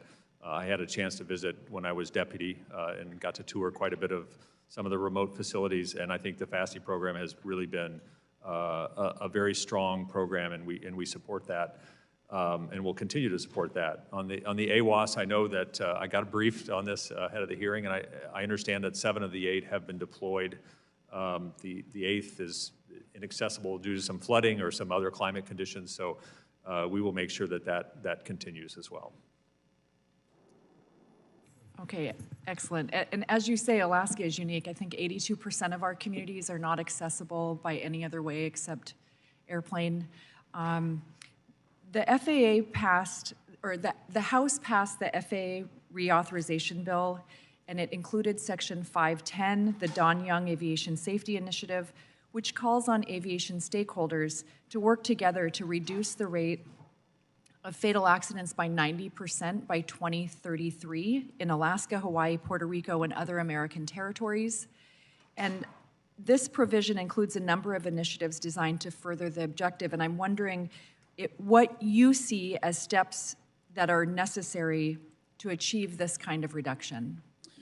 Well, I think it's laudable that we have such an aggressive goal, and that is how we brought the commercial aviation accident rate down to its current level, and getting the stakeholder groups working together. I think with GA, there are a lot of technologies that can be deployed to create better situational awareness in the cockpit, and more tools, particularly around weather and unpredictable weather, but also redundancies around landing systems and the like. So I think this is an area where technology and quick deployment of technology can really be a benefit. So I think it's really positive that all these stakeholders are working together toward that. Thank you so much. Thank you. I yield back my time, Mr. Chairman. Regrettably, I yield to Mr. Mann. Thank you, and thank you for being here today, Administrator Whitaker. I represent the big first district of Kansas. There's a strong relationship between the Kansas economy and aviation. There are 91,000 jobs attributed to the aviation industry in my state, including 42,000 from the aerospace manufacturing segment. Aviation ranks second in economic impact in Kansas, only to agriculture.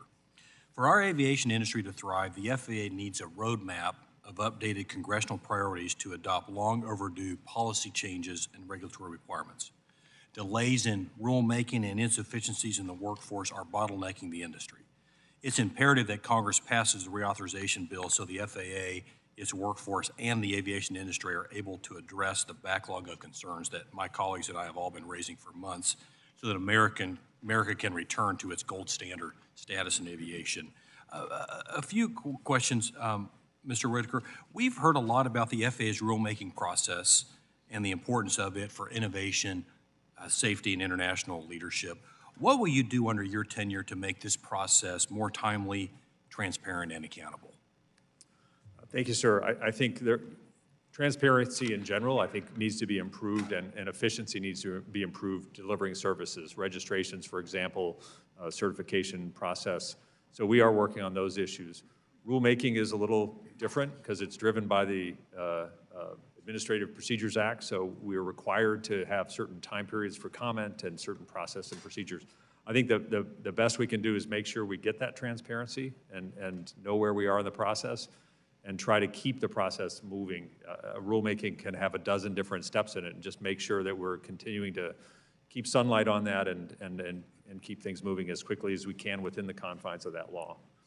And then can you specifically address unmanned aerial systems? In other words, how is the FAA adapting its regulatory framework to accommodate the rapid evolution of unmanned aerial systems and advanced air mobility technologies? I think we got to acknowledge that this, is here to stay. It's a growing part of the aviation industry, tremendous potential for Kansas and the rest of the country. And how do we make sure the FAA is appropriately and quickly reviewing these new technologies with safety front and center, but also not having unnecessary delays as well? Yeah, it is one of our big challenges, and right now I think it's mostly been dealt with in a one-off manner. So I think recently we've gotten much better on the small UAS and through this exemption process, so we've been able to satisfy a lot of the BVLOS operations and such. Advanced air mobility currently would have to operate under existing rules, which is doable but not scalable, if you will. So I think what we need to do is work as an industry with all stakeholders to develop that roadmap that integrates all these technologies and tries to keep up with their pace of development. So I think we don't want to be in the way, but we need to make sure that they're being deployed safely, and that's our top priority. Yep, I agree. As an aside, I hear from multiple manufacturers in Kansas of all sizes that just talk about how long it takes for the FAA to respond to new ideas on how do we do things better, how do we innovate, how do we make sure that the U.S. continues, that we are the world leader in the aviation space. A big part of that, of course, is manufacturing. A big part of that is having an FFA that's adaptable, understands technology, understands where the industry's heading, and how do we partner together to promote safety. So, last question. In your testimony, you outlined several initiatives on increasing the air traffic controller workforce. What strategies are you implementing to bolster other fields in the aviation force, such as aircraft mechanics, pilots, other segments of the industry? That's a great question, and I'm remiss for not mentioning that we're actually hiring in all these sectors. The controllers are sort of the most immediate safety need for us, but we're hiring in all sectors, and we're competing with all those other industries you just mentioned in a market that is a pretty good market if you're an employee. So I've often said I'm the chief recruiting officer for the agency, so we're doing direct outreach to schools. We're trying to cast as broad a net as we can to interest people into coming into the FAA.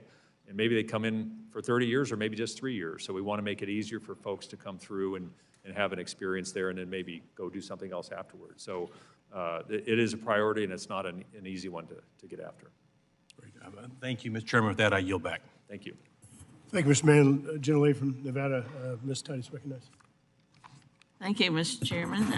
Nice to see you, Mr. Whitaker, and congratulations on having this position. It's going to be a tough job and a tough place, but I know you're up to it, and we appreciate it very much.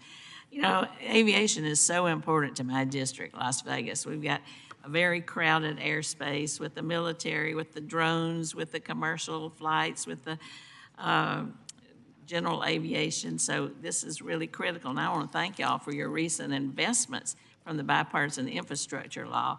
You brought $49 million for the infrastructure grant funding for all the airports in my district, and that's really helpful and really appreciated for improving runway safety and taxi upgrades.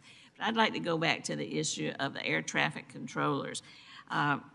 We know that air travel is increasing, and yet the number of air traffic controllers is not. I think you hired 30 last year, including trainees. And they're often forced to work overtime 6 days a week, and that leads to stress and burnout. And would you just say again for the record how you're trying to address that issue? You've identified all the problems that I've also identified coming in, and it's, I think, one of our most pressing needs. And I would add to that, it takes years to make an air traffic controller. Yeah. It's a long journey. It's not an easy job. It's a very rewarding job, but we need to hire as many as we possibly can. So we are ensuring that our own process is delivering as many as it can through the academy in Oklahoma City. But we also want to work with universities in the private sector to make sure we're able to pull as many from that source as well. So we've become more flexible with military hires. It used to be twice a year, so if you didn't happen to leave the military at just the right time, you had to wait 6 months. We now have a constant hiring of military controllers, which will increase the number of folks who can go directly into the towers or centers. And we're working, I think one of our most promising outlets will be these aeronautical colleges and universities, where the students can get the exact same curriculum as the academy, and then go directly into it, pass the exam, and go directly into a tower or radar facility. So going forward, that will allow us to really increase the pipeline. But in the short term, it's going to be hard to, because it takes so long, it's going to be hard to move that needle very much, at least till you get about 2 years out. I think there's a place in some of the community colleges for developing programs like this. I think that could certainly be eligible if they're able to teach that curriculum and have the training tools. It often requires being around a lot of retired controllers. They have a relatively early retirement age. A lot of them become instructors afterwards. So, but I think I'd like to really see that program expand as we go forward. Thank you. Yeah, me too. If we can be helpful, let us know. Also, we're seeing more and more in different modes of transportation that companies are acting in ways that tend to prioritize profits over safety. And you mentioned in your testimony that the agency found inspections of the grounded 737-9 MAX aircraft showed Boeing's quality system issues were, and I quote, unacceptable and required further scrutiny. Do you have confidence in your suppliers that they can kind of maintain this quality control? It's not a fox guarding the hen house kind of situation? Well, I think we're going to look at this process really top to bottom to see where the incentives are, where the failures are in the system, and we're going to demand that quality come up to the appropriate schedule. We certify aircraft to be built to very specific specifications, and they have to be built to those specifications. So regardless of their other motives, they're not going to be able to build more airplanes until they meet those standards. Okay. You don't see a problem with conflict of interest with self-inspections? We are looking at that specifically. We've asked MITRE, our research firm, to give us options on delegation and where we might bring in a third party, for example, in quality control or quality assurance, to make sure you have a neutral set of eyes on some of those issues. So that is something we're looking at. Okay, and then just in a second to throw out there about the framework for beyond line of sight. Now it's based on a waiver system. We want to put those rules in place. Are you moving forward with that? We're gonna move as quickly as we can on that one. Okay. Yes. A lot of people want you to move a little more quickly. I've been getting that message. Thank you. Okay. Thank you very much. I yield back. Thank you, Ms. Titus. Gentleman from Utah, Mr. Owens, recognized. Thank you, Mr. Chair. On behalf of the Westerners, Utah is a remarkable place of conversions and connections. Fastest growing state in the union right now. We have the Olympics, possibly, inland ports. So it's going to be very important that we have that conduit coming from places, a hub like Utah. That being said, the FAA has identified multiple time blocks where the DCA airport is currently underutilized. Do you believe more flights can be added safely and efficiently to that process? So our focus with respect to DCA is whether it's safe. So we're not involved in the decision around where the flights can go from BCA. So our focus is entirely on the safety aspect. It is an airport that is very close to capacity. There are some hours when there's some room for new capacity, but it is, as you know, a pretty full operations. It tends to operate at around 60 operations an hour, sorry. So it's basically one a minute, so you can't really squeeze much more than that in there. So that tends to be where our focus is. Well, according to some of the reports we got from the FAA, there are blocks in which it can be effectively done safely, according to the FAA report. Well, we will always make sure it's operating safely. Okay. If something suffers, it'll be efficiency. Okay. Outside the perimeter are tens of millions of Americans who deserve better pricing, better value, and more convenient access to D.C. representatives. I encourage you to support the efforts to provide a consumer-free market to our nation's capital. I would really appreciate that. In my hometown airport, Salt Lake City, is currently phase 2 of a 3-part, $5 billion development. Can you explain the impact of the delayed FAA reauthorization to Salt Lake City International and airports like that are going through modernization? Yes, I think you're hitting on a very important point. These projects have a certain momentum, and they need to be funded, and they need to operate under current authorization. So I think it's vital that both of those pieces happen. Okay. I'm going to yield my remaining time to my good friend from Texas, Mr. Hill. Thank you. And I apologize, Mr. Administrator. These wonderful gentlemen give me their time when they don't have anything else to say, and I've got so much to talk about with you. So just for the record here, I asked you, did you write this letter? And you stated you didn't, but you had somebody ask you to write this letter. Can I ask you who asked you to write this letter dated February 5th? So I think the discussion probably would have been with our government affairs team that focuses on providing technical assistance on legislation. But you couldn't specifically, somebody come up to you and said, hey, Mr. Administrator, I'm drafting this letter. I want you to approve this letter so we can send out to Senators Cantwell and Cruz? No, it comes through a correspondence. We put out a lot of correspondence, and the last 4 weeks I've been mostly busy on other topics. Okay, so it was written by, your opinion, some government affairs team within the FAA? Presumably, but I don't know precisely, but that normally would be how it would be developed. All right, fair enough, fair enough. You did state that, I bring this letter up, and you stated that it is not the official position of the FAA to oppose raising the retirement age to 67, but you have some concerns, and in the letter it talks about we always prioritize a robust process to identify risk and ensure mitigations to maintain safety, but we do not test in a live environment. We do not test in a live environment. Could you tell us what that means? The members up here, what the hell's a live environment? Explain that to me. I think I believe what that means is we don't change a rule to see how it plays out. We usually like to do the research before we change a rule. Okay. Would you consider, are you familiar with Basic Med? Basic Med, the study, the Basic Med safety study? Yes. All right. The FAA authorized it. They let it run. They looked at it after 3 years, like 2017, 2018, 2019, and they reported back to Congress. It's right here. I have it here. An FAA report submitted to Congress, as required, on March 10th, reviewed 3 years of general aviation data and concluded that the Basic Med program is safe. Isn't that a live study? I mean, they were flying around. These general aviators are flying around. They're looking at whether it's a third-class medical versus a Basic Med, and they found out that Basic Med works. That is a live study. Would you agree?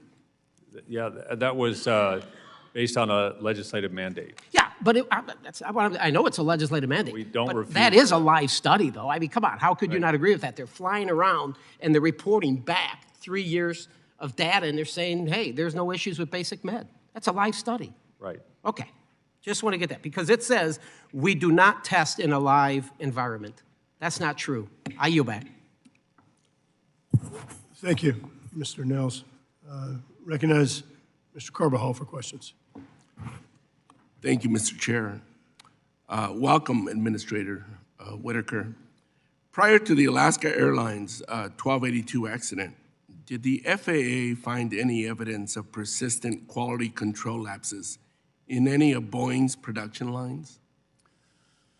So recognizing that to answer that question, a lot of that is before my tenure, but I think the production problems with the 787 beginning in 2019 through recently are pretty well known. And even just in December, we had an airworthiness directive around a loose bolt on a rudder system. So I think there were already some recent reports of production issues with Boeing. Not to hammer on that, but you did mention some bolt issues recently. Has the FAA become aware of any other lapses since the start of the investigation? So the investigation is ongoing, and we're supporting NTSB in their investigation, of course, of the incident itself. So there are no findings really to discuss at this point. The audit investigation is going on, and the only thing I can say about that, it hasn't shown any findings that have led us to immediate action. So we're just going to take the data we get from that and analyze that to decide how to move forward. Thank you. Mr. Whitaker, one of the FAA's most successful government industry partnerships is the Contract Tower Program. 262 smaller airports participate in this critically important air traffic safety program, including 21 in California, one of which is in my district, the San Luis Obispo County Airport. This critical air traffic safety program is important to maintain and develop regional service and supports DoD flight training operations and military readiness as a pilot flight schools all across the country. It is also important to note that contract towers account for approximately 1/3 of all tower operations in the nation, and about 70% of contract controllers are veterans. Mr. Administrator, what assurances can you give me and my colleagues that contract towers will remain a priority for you? Well, I can assure you that we certainly support the program, and given the hiring challenges we're having with air traffic controllers, no incentive to try to tinker with the system as it's working. And in fact, we also do hiring from contract towers as well, so it's a source for our own controllers. So we're fully supportive of the program and want to make sure it's working, particularly in smaller airports. Great. Also, staffing shortages continue to be a challenge throughout the industry, which you just now touched on, including contract towers.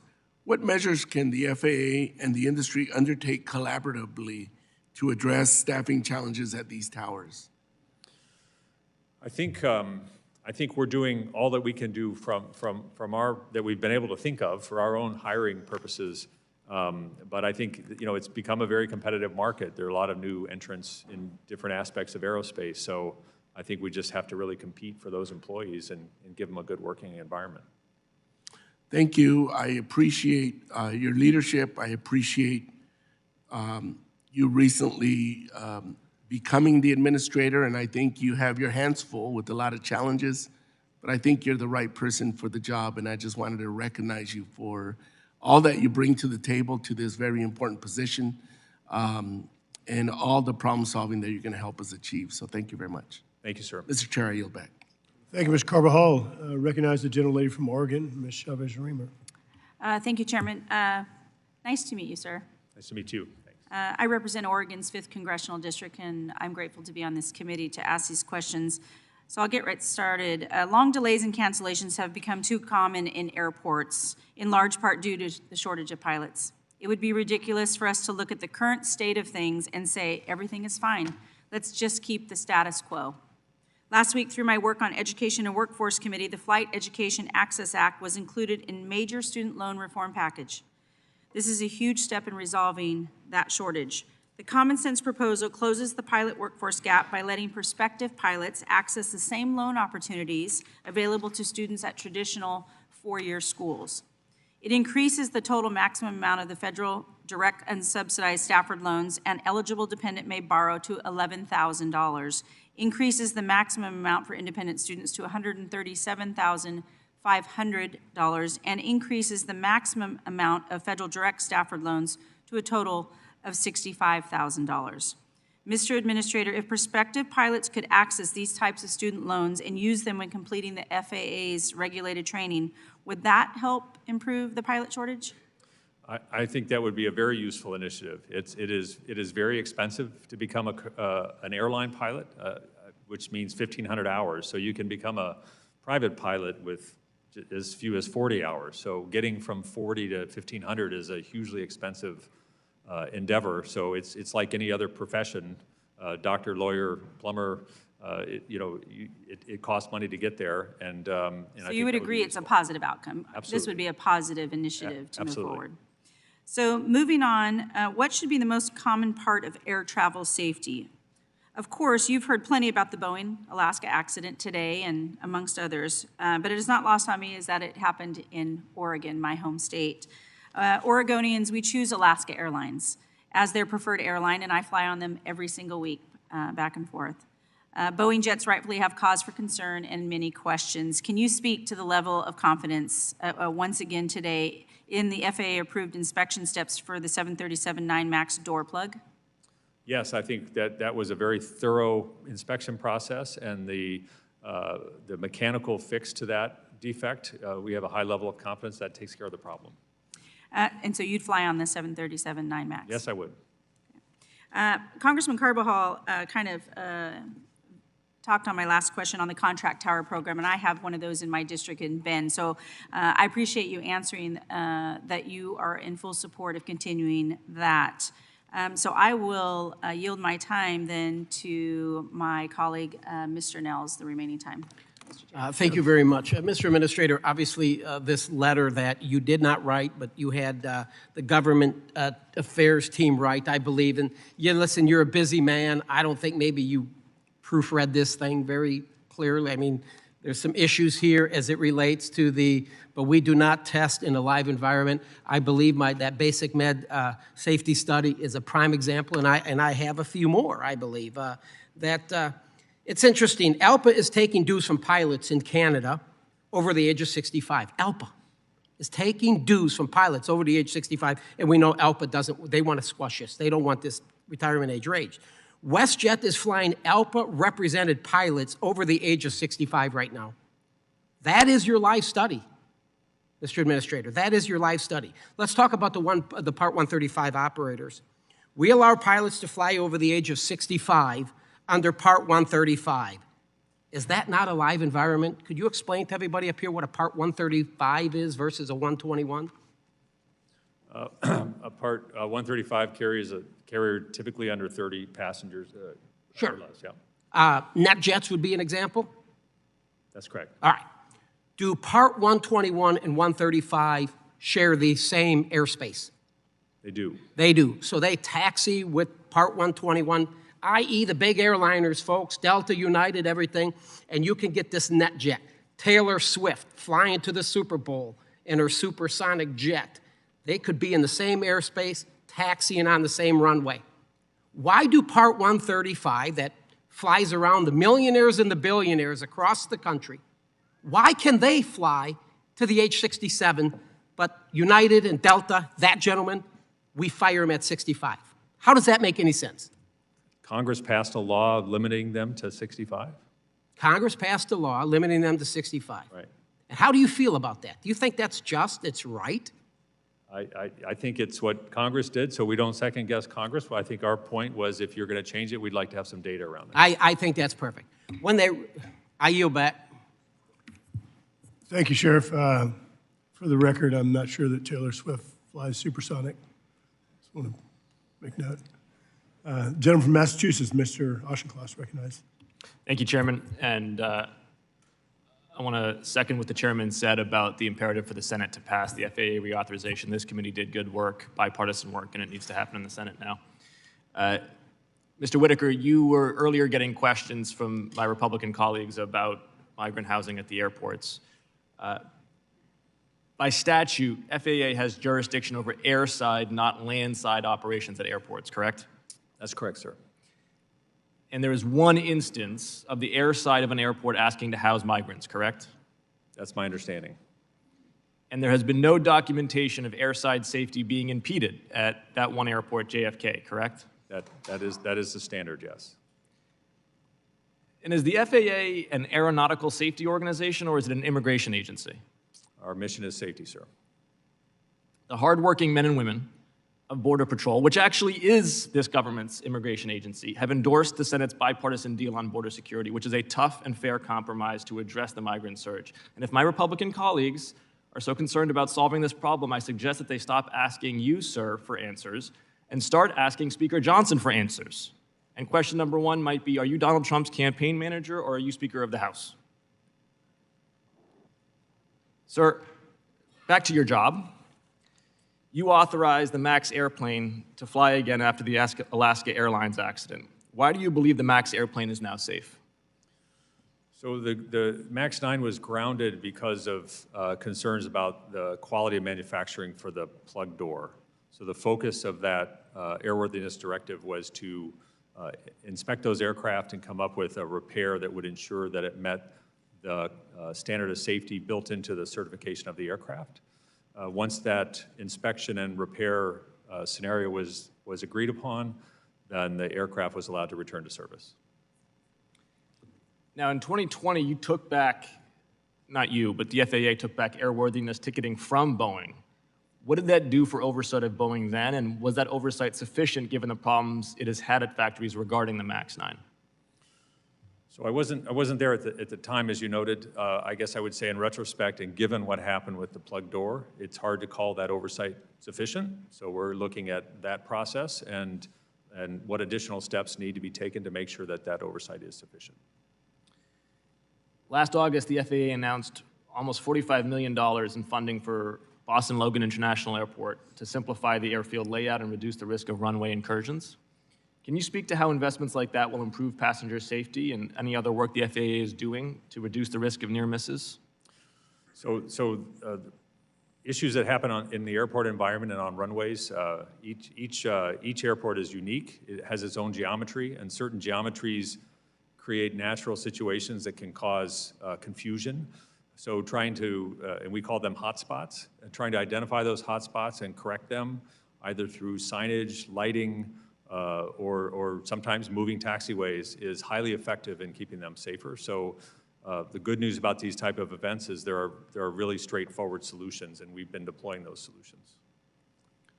I want to join my colleagues in saying how happy we are to have you in this position, how qualified I think you are for this job, and looking forward to seeing the work that you can do for maintaining and improving America's gold standard reputation for airline safety. Thank you. Yield back, Mr. Chair. Thank you, Mr. Auchincloss.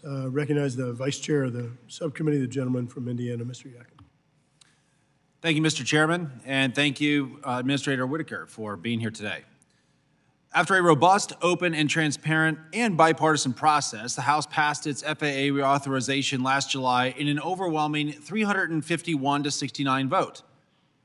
And it appears we're finally going to see some welcome movement from our colleagues in the Senate later on this week. Hopefully that means we can soon provide certainty and stability to your agency, to the aviation community, and to the flying public with an FAA reauthorization centered around our gold standard of safety and continued American aviation leadership. But it's that leadership I'd like to speak about today, or in this particular case, the lack thereof. As we held hearings in the lead up to our FAA reauthorization bill, we heard from witnesses, especially in the drone delivery industry, who said that they were expanding in markets like Australia instead of the United States due to a lack of regulatory certainty. I've been encouraged to see the FAA in recent months issuing a number of Part 107 waivers that enable beyond visual line-of-sight operations for drone delivery companies. The waivers represent another step in a long journey that must strike that fine balance between safety and forward momentum. But it's a journey that, in my estimation, has been moving far too slow. Mr. Whitaker, earlier you told my colleague, Chairman Graves, that the BVLOS notice of proposed rulemaking will be published, quote, this year. Last September, an FAA official had pegged that timeline at August of 2024. Is that timeline slipping, or is August still the goal? I can look, if you like, I'll give you a specific answer. I was covering for my lack of memory on an exact date, so. Yeah, I would like a specific answer if you don't mind.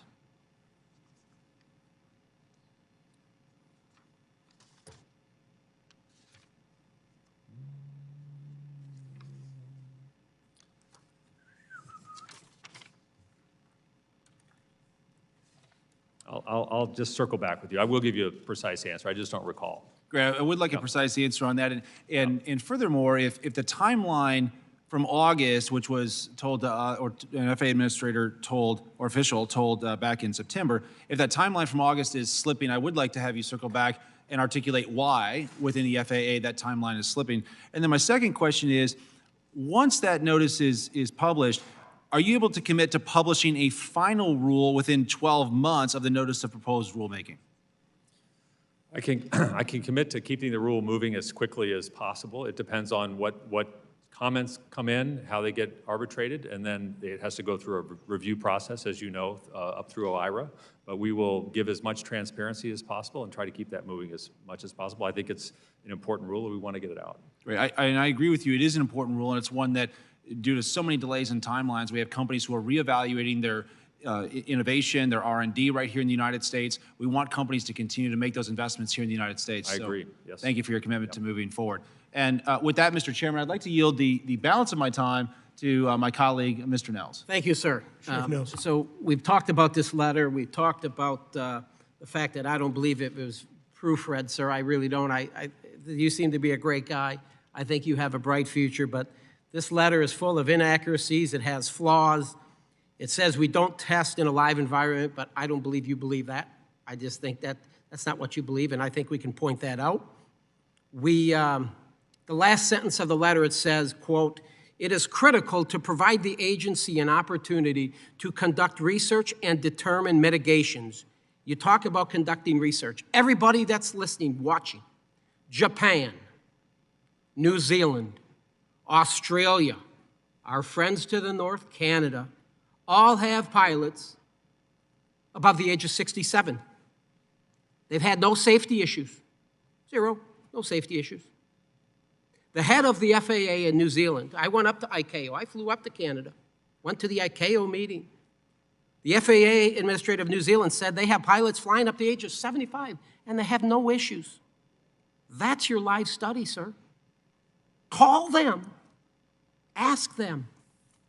I even got, believe it or not, John Prater, the former president of Airline Pilots Association. It says, in the past, reference 60 to 65, in the past, commercial airline pilots who did not want to stop working at age 60 took jobs with international airlines or charter operators for which the retirement age was higher.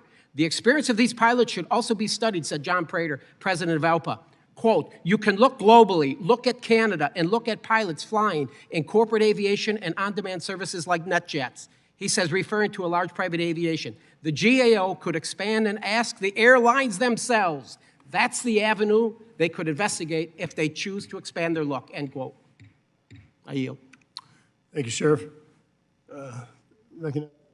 Recognize the gentleman from Texas, Mr. Allred. Well, thank you, Mr. Chairman. I want to thank you for holding this hearing. It's on an incredibly important topic at an important time. And thank you, Mr. Administrator, for being here. I know that we're all united in wanting to restore confidence in our air travel. You know, when we have some Americans out travel quite a bit, as we all do, and I was sitting next to some folks the other day who were saying that they were filtering out in their travel plans the planes that they think are unsafe. And when we have that, we know that we have to respond. And so we have to respond together. Here on our responsibility is to help you to ensure that we remain the gold standard. And you certainly have my commitment on that. And I wanted to just ask you about, in reference to Boeing's internal oversight, you stated that it's time to re-examine the delegation of authority and assess any associated safety risks. Can you discuss how the FAA intends to change oversight at the manufacturing sites to meet this goal? So what we're doing a number of things. We're doing an audit of the manufacturing process. We are looking into what is delegated, what could be overseen by a third party. And we have inspectors on the ground talking to employees to understand sort of the ground truth, if you will, of what's happening, what the pressures are. And based on that outcome, we will look at putting together a program to continue to add direct oversight to what otherwise was sort of an auditing approach, so a much more hands-on approach going forward.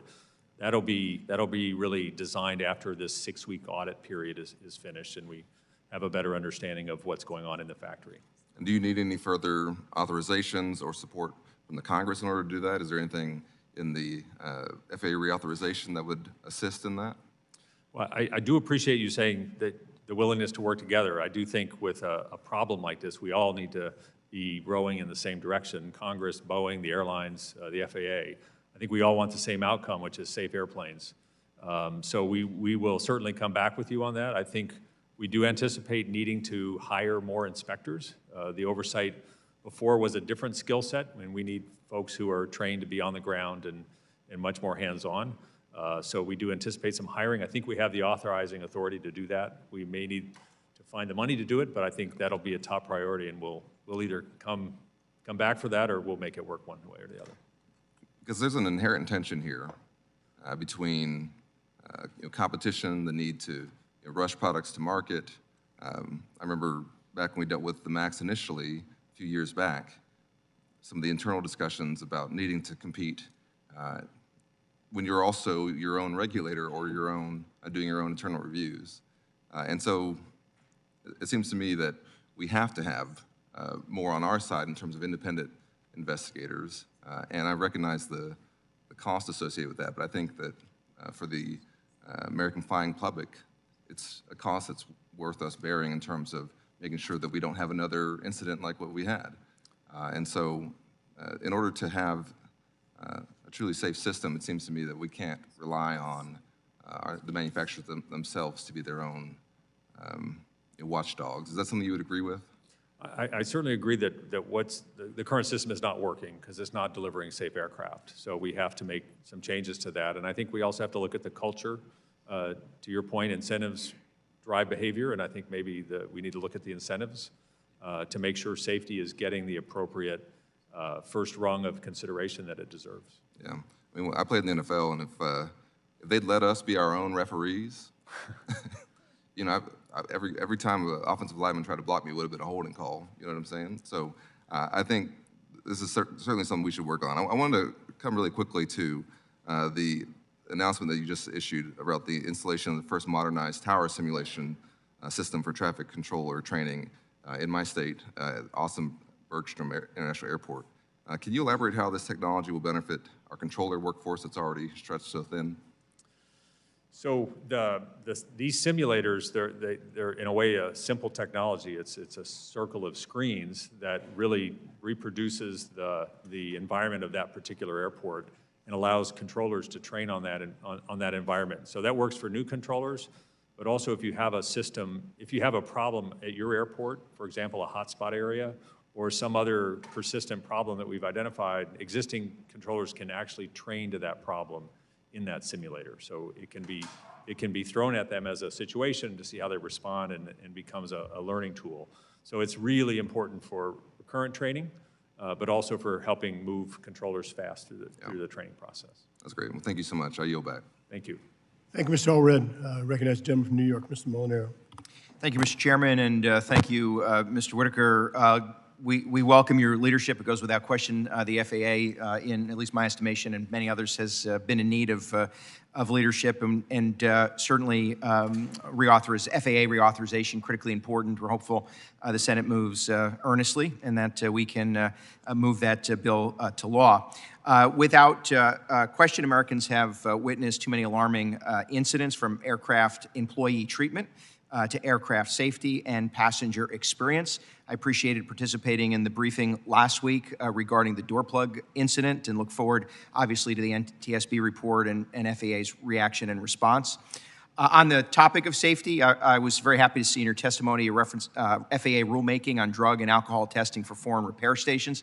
One of the first bills I introduced was the Global Aircraft Maintenance Safety Improvement Act, which ensures parity of safety protocols between domestic and foreign aircraft maintenance you're familiar with. I'm very happy to say this provision has been included in the House-passed FAA reauthorization, and I'm hopeful that it will remain a part of final law.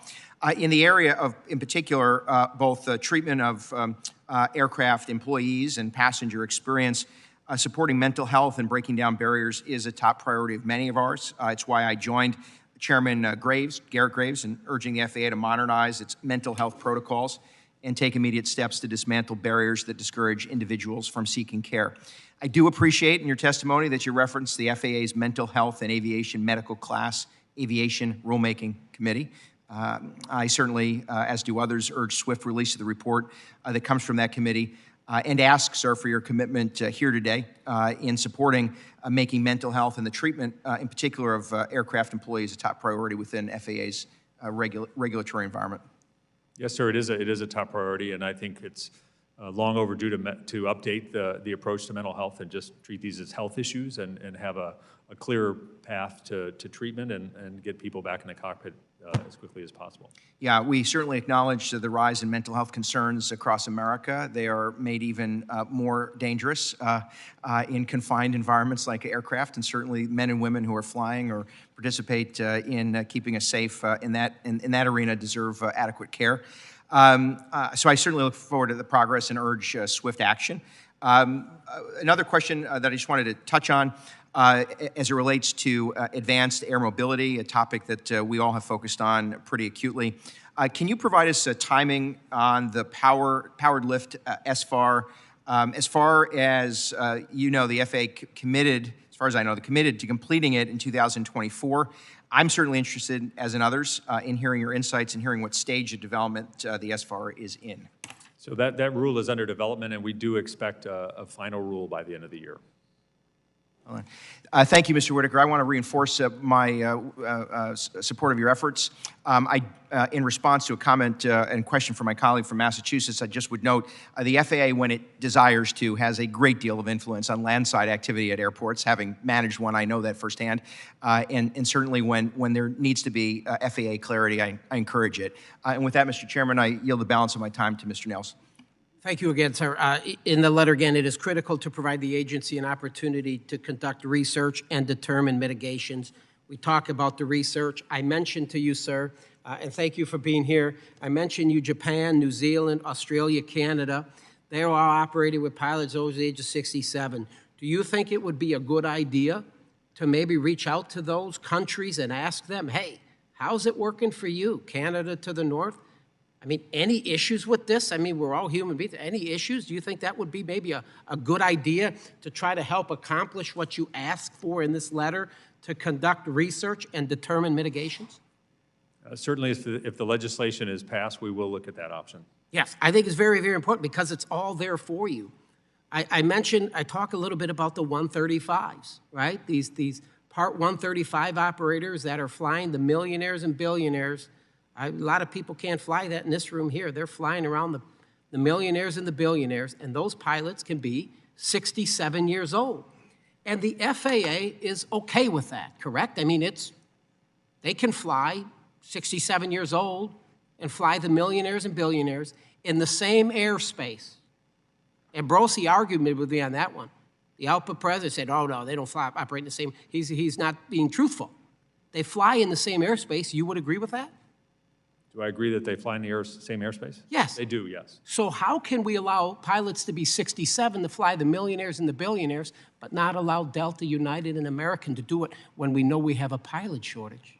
Well, we don't set these age limits. The Congress does that. I know it. We're going to fix it. We're going to fix it today. Thank you, Sheriff. Recognize the patient gentlelady from California, Ms. Bradley. Thank you, Mr. Chairman. Appreciate that. Welcome, Mr. Administrator. Thank you for being here. Last week, we learned again about Spirit Aerospace, and they incorrectly drilled holes in the fuselage.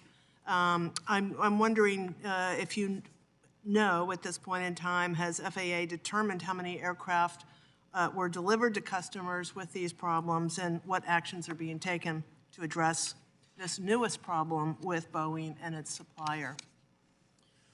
So we're working with Boeing to understand what happened here, and so we're investigating that piece of it. These are small rivets that hold a window in place. So likely what that means is we know it's not to compliance, so we want to understand why it has not been manufactured per design, and then we'll see what corrective actions need to be taken to repair the windows and when that has to happen.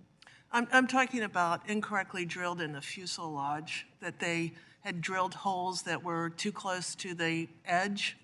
Yeah, those were around a window holding. Oh, they, okay. Yeah, in the fuselage. Okay, very good, very good. The House FAA reauthorization bill would create a new deputy administrator for safety and operations to engage in the certification and operational approval of life-saving technologies. Can you share your thoughts on how technology will improve aviation safety and how you would use the new deputy administrator role to further advance technologies? I think that technology has been one of the great tools that we've had to reduce the accident rate in aviation. And I think there's a lot of benefit in expanding what's available, particularly into GA aircraft, to provide more situational awareness in the cockpit. I think the focus needs to be looking at ways to bring that kind of technology to market as quickly as possible, recognizing the positive impact that it has on safety. So I could see that role being helping to facilitate that action. So the deputy administrator would be really responsible to trying to really prioritize this within the organization? I think we always want to prioritize safety, but it would be an additional resource to have perhaps quicker implementation. Great. Thank you for that. The FAA and PASS, the Professional Aviation Safety Specialists, have been in collective bargaining for over 2 years now. What's the status of that? My understanding is that the vast majority of terms have been agreed. There are, as happens in these types of things, a handful that are still outstanding. We're committed to working as quickly as possible to try to get to final resolution. I understand that following the January 24th FAA approval of the 737 MAX 9 inspection plans, both Alaska and United began to return aircraft to service. Do you know how many aircraft remain to be inspected, and have you heard from these airlines what their total estimated losses have been since the original grounding? I don't have any information on the financial impact of this. I'm sure they're dealing directly with Boeing. As far as the number of aircraft returned to service, I think it's been about 90% so far. I don't have a precise number, but most of them have been returned to service. Thank you, Mr. Chairman. I yield back. You didn't want to yield your time to the gentleman from Texas? I thought about it, but I thought I would pass. Thank you, Ms. Brownlee. Recognize the gentleman from New Jersey, Mr. Kane. Thank you, Mr. Chairman. And I would like to thank Administrator Whitaker for being here today. Runway safety is a critical aspect of aviation. And many runway instances and near misses have been reported over the past year, and you outlined in your testimony the actions the FAA has taken to address these risks. What are some of the challenges you still face in addressing such safety risks? I think we don't have a lot of direct barriers other than sort of capacity of manpower. So we've dispatched runway safety teams to virtually every major airport in the country to review the geometry of the airport and to assess what technologies might be helpful, whether it's as simple as lightings or signs or a more complex surface awareness technology. It's the surface awareness technology in the tower that's the most helpful, and I think that's sort of the long pole in the tent at this point. Okay. How is the FAA addressing workforce challenges, particularly in terms of acquiring and maintaining the expertise necessary for certifying new technologies, such as unmanned aircraft systems and advancing air mobility technology? So these new technologies do present challenges for us on the certification side. There are a lot of new systems, a lot of new capabilities that are new to aviation. So bringing in the right workforce to work those issues is an ongoing challenge. We're competing with all these companies out there that are developing those technologies, but we're working to make sure we have those resources in place. What is the FAA doing to ensure that the agency is ready to fully implement the FAA reauthorization legislation, which the Senate has yet to act on, when it's signed into the president and enacted into law? Are you doing anything to anticipate your reauthorization in-house? Are you talking about the new legislation coming in? So when that legislation is complete, we have a process that we'll run to identify the projects for us that come out of that and set up a sort of a program management approach so that we are tracking those, trying to meet the deadlines. And if the deadlines are not achievable, communicating that as quickly as possible. But I think the key will be open communication with the committee. If I may, I would recommend there's got to be broad agreement, as you can see, and this administration must be able to see between what this committee and this chamber, as well as what the Senate is looking at, that you can anticipate what's coming in a number of areas. Right. So I would anticipate, if I may, if you can also anticipate some of this efforts.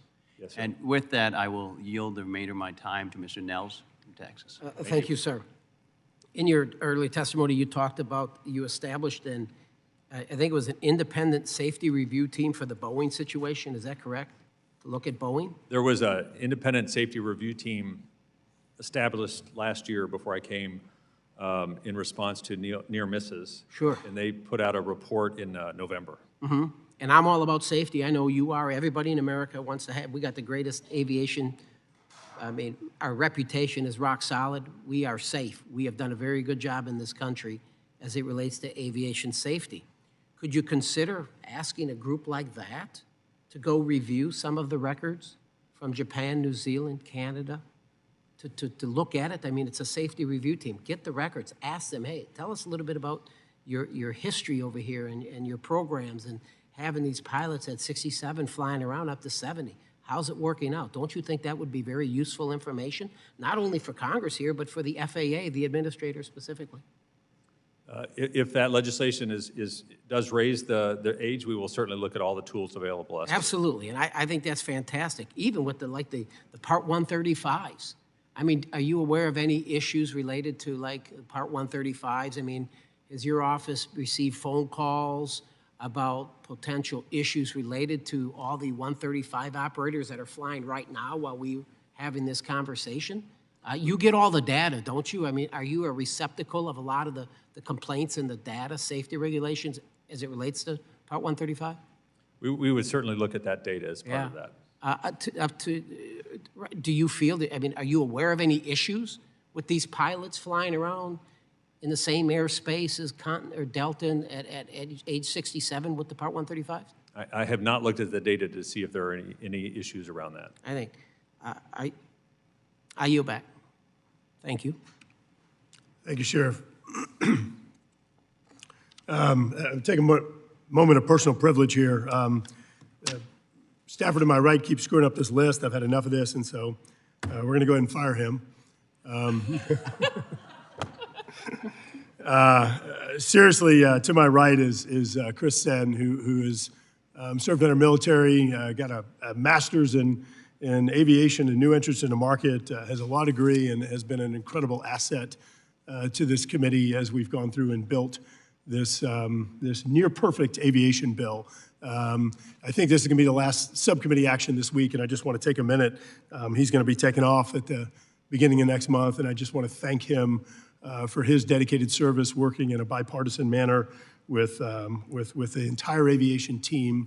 And I'll say it again, has just been a tremendous asset to the committee, and really do appreciate his service.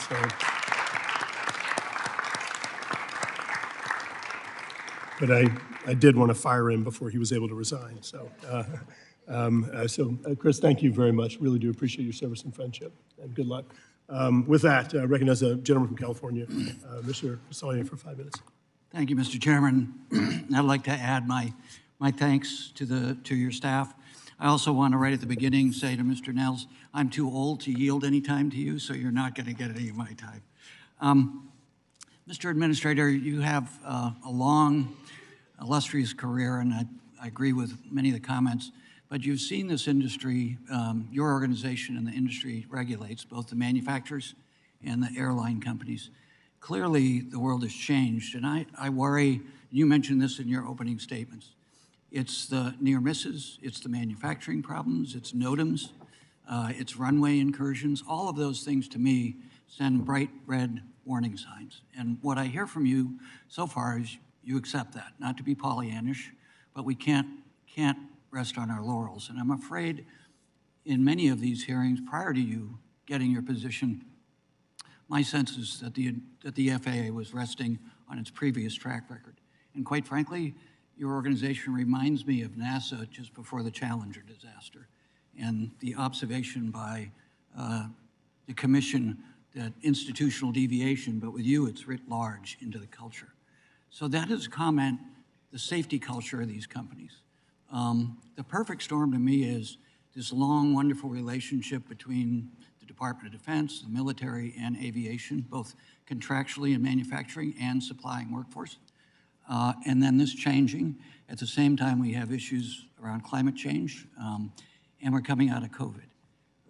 Airbus and Boeing, they had great profits after consolidation, and now Boeing is losing money.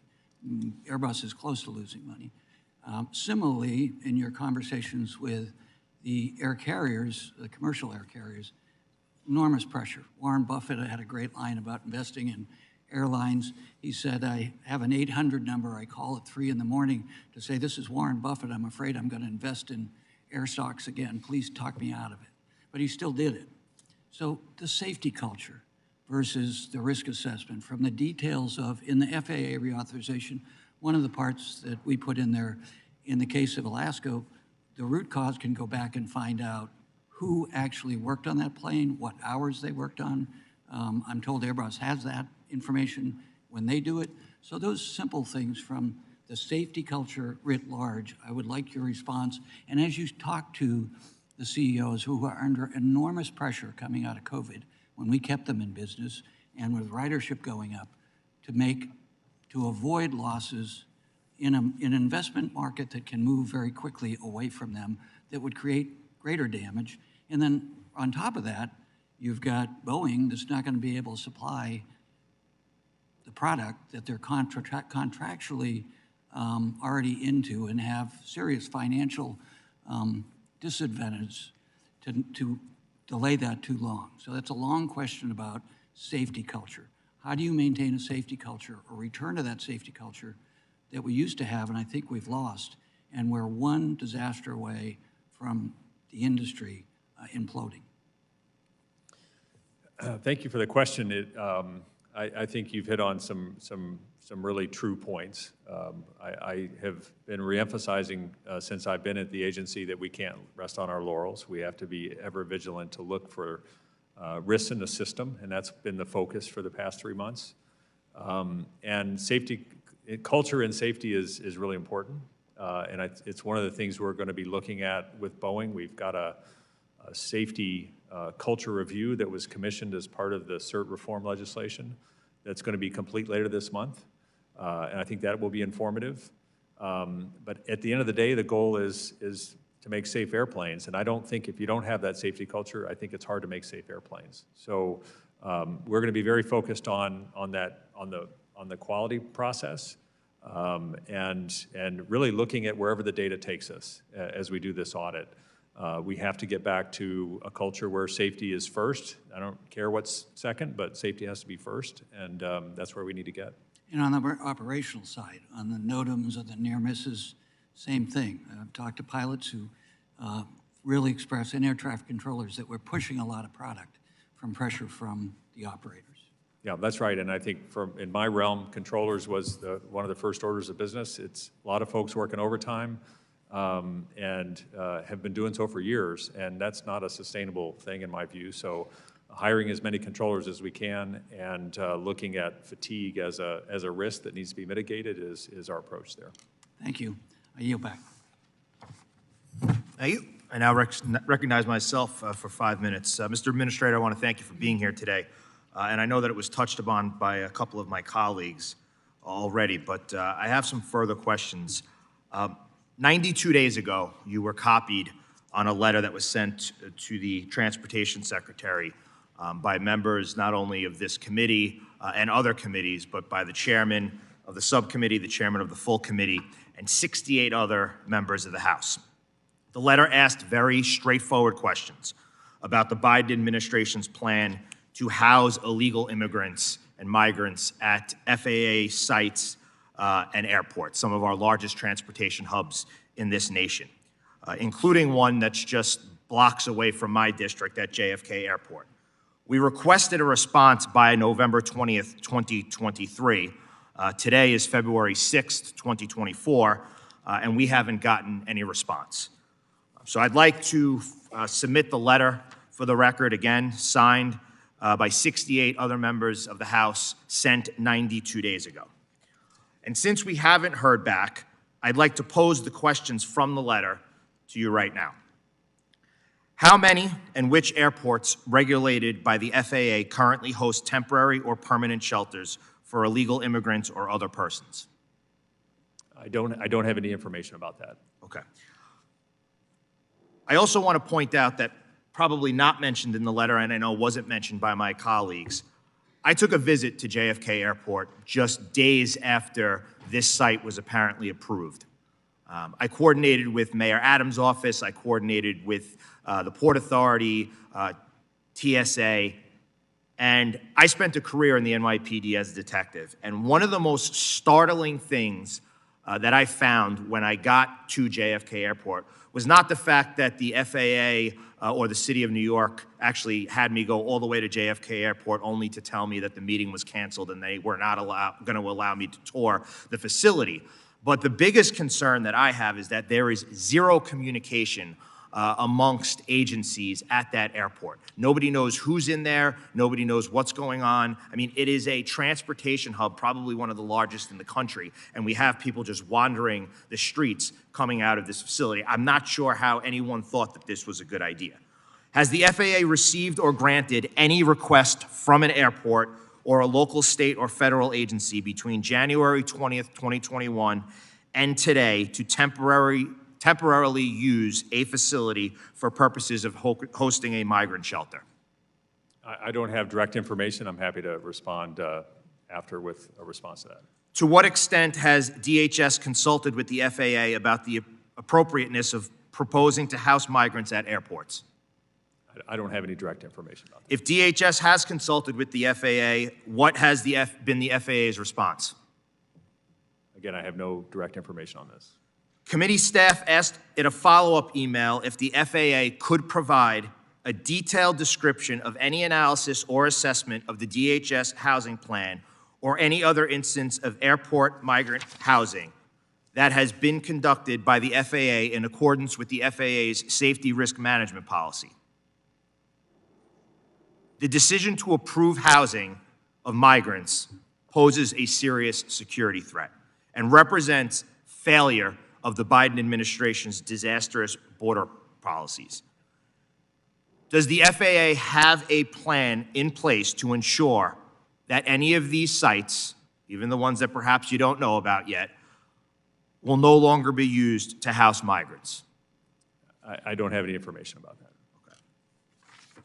So you're the administrator of the FAA, and you don't have any information on any FAA locations that have housed migrants or could potentially house migrants? To my knowledge, there are no FAA locations that house migrants. To your knowledge, are there any FAA locations that were approved to house migrants? I mean, I don't consider an airport an FAA location. Maybe you're talking about airports? The FAA has to approve in order for them to become migrant shelters. We approve community use agreements, yes. Okay. And at no point did the FAA think that perhaps it was a bad idea to house migrants in these locations?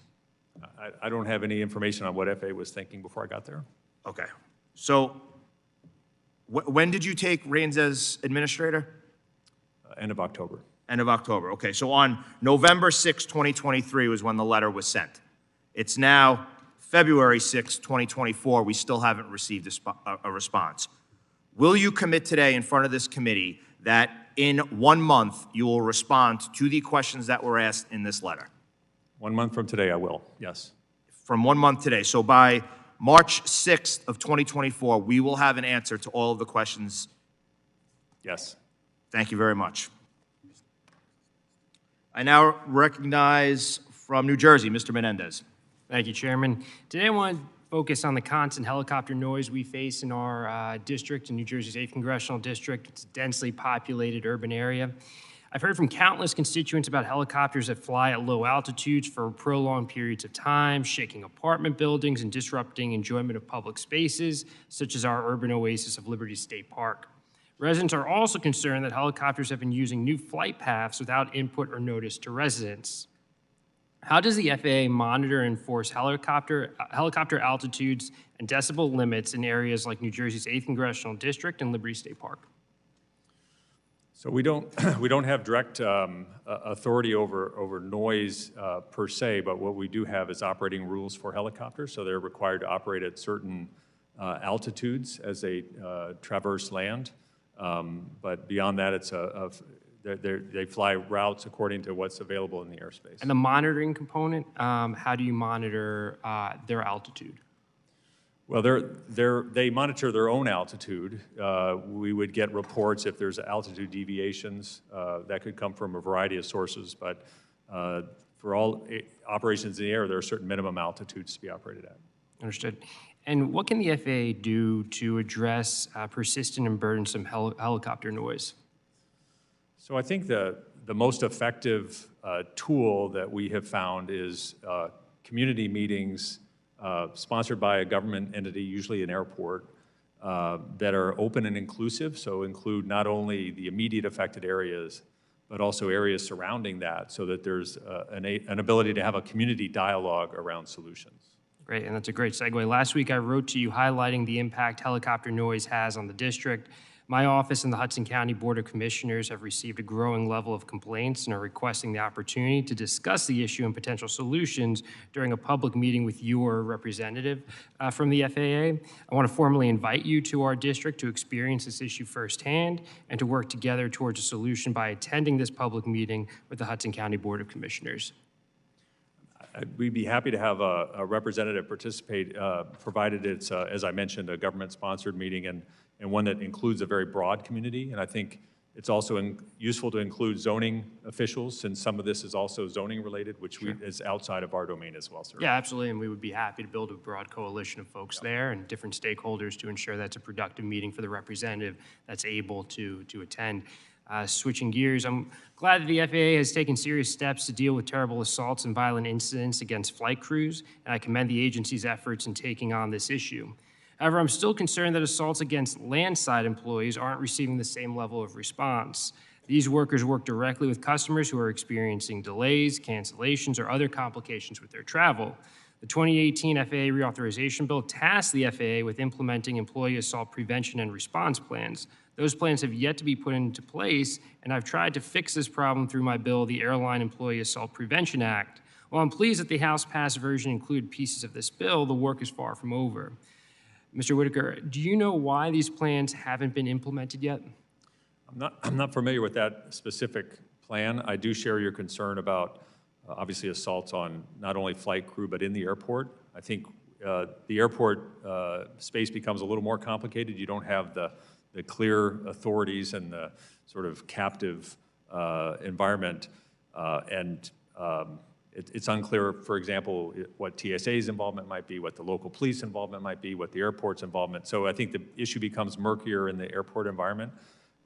This issue has been raised to me, and I've had some discussions with airport directors about that. So it is an issue of concern. Yeah, and we understand it's a jurisdictional issue, and that's what part of our legislation was meant to address, to ensure that these assault prevention plans cover both the air and land side. And so I want to make sure we work with all partners to ensure that all folks and employees are kept safe, especially sort of as some of these travel challenges lead to upset passengers and they have unfortunate impacts. So I look forward to working with you on this issue and appreciate your testimony here today. Thanks so much. Sir. Yeah, we will follow up on that issue with you. Great, thank you. I yield back. Thank you, Mr. Menendez, and I recognize Mr. Massey for 5 minutes. Thank you, Mr. Chairman. Mr. Whitaker, I've heard from several aircraft manufacturers and component manufacturers that the certification process at the FAA has become even more long and arduous than normal in a post-COVID era. Some of this they attribute to people not returning to work in the office yet after COVID. Some of it is because there are a lot of new employees who don't have as much familiarity as the more senior employees did who left. What what are you doing or what do you plan to do to improve this certification process so that U.S. companies can be competitive and improve safety and efficiency for our pilots and passengers?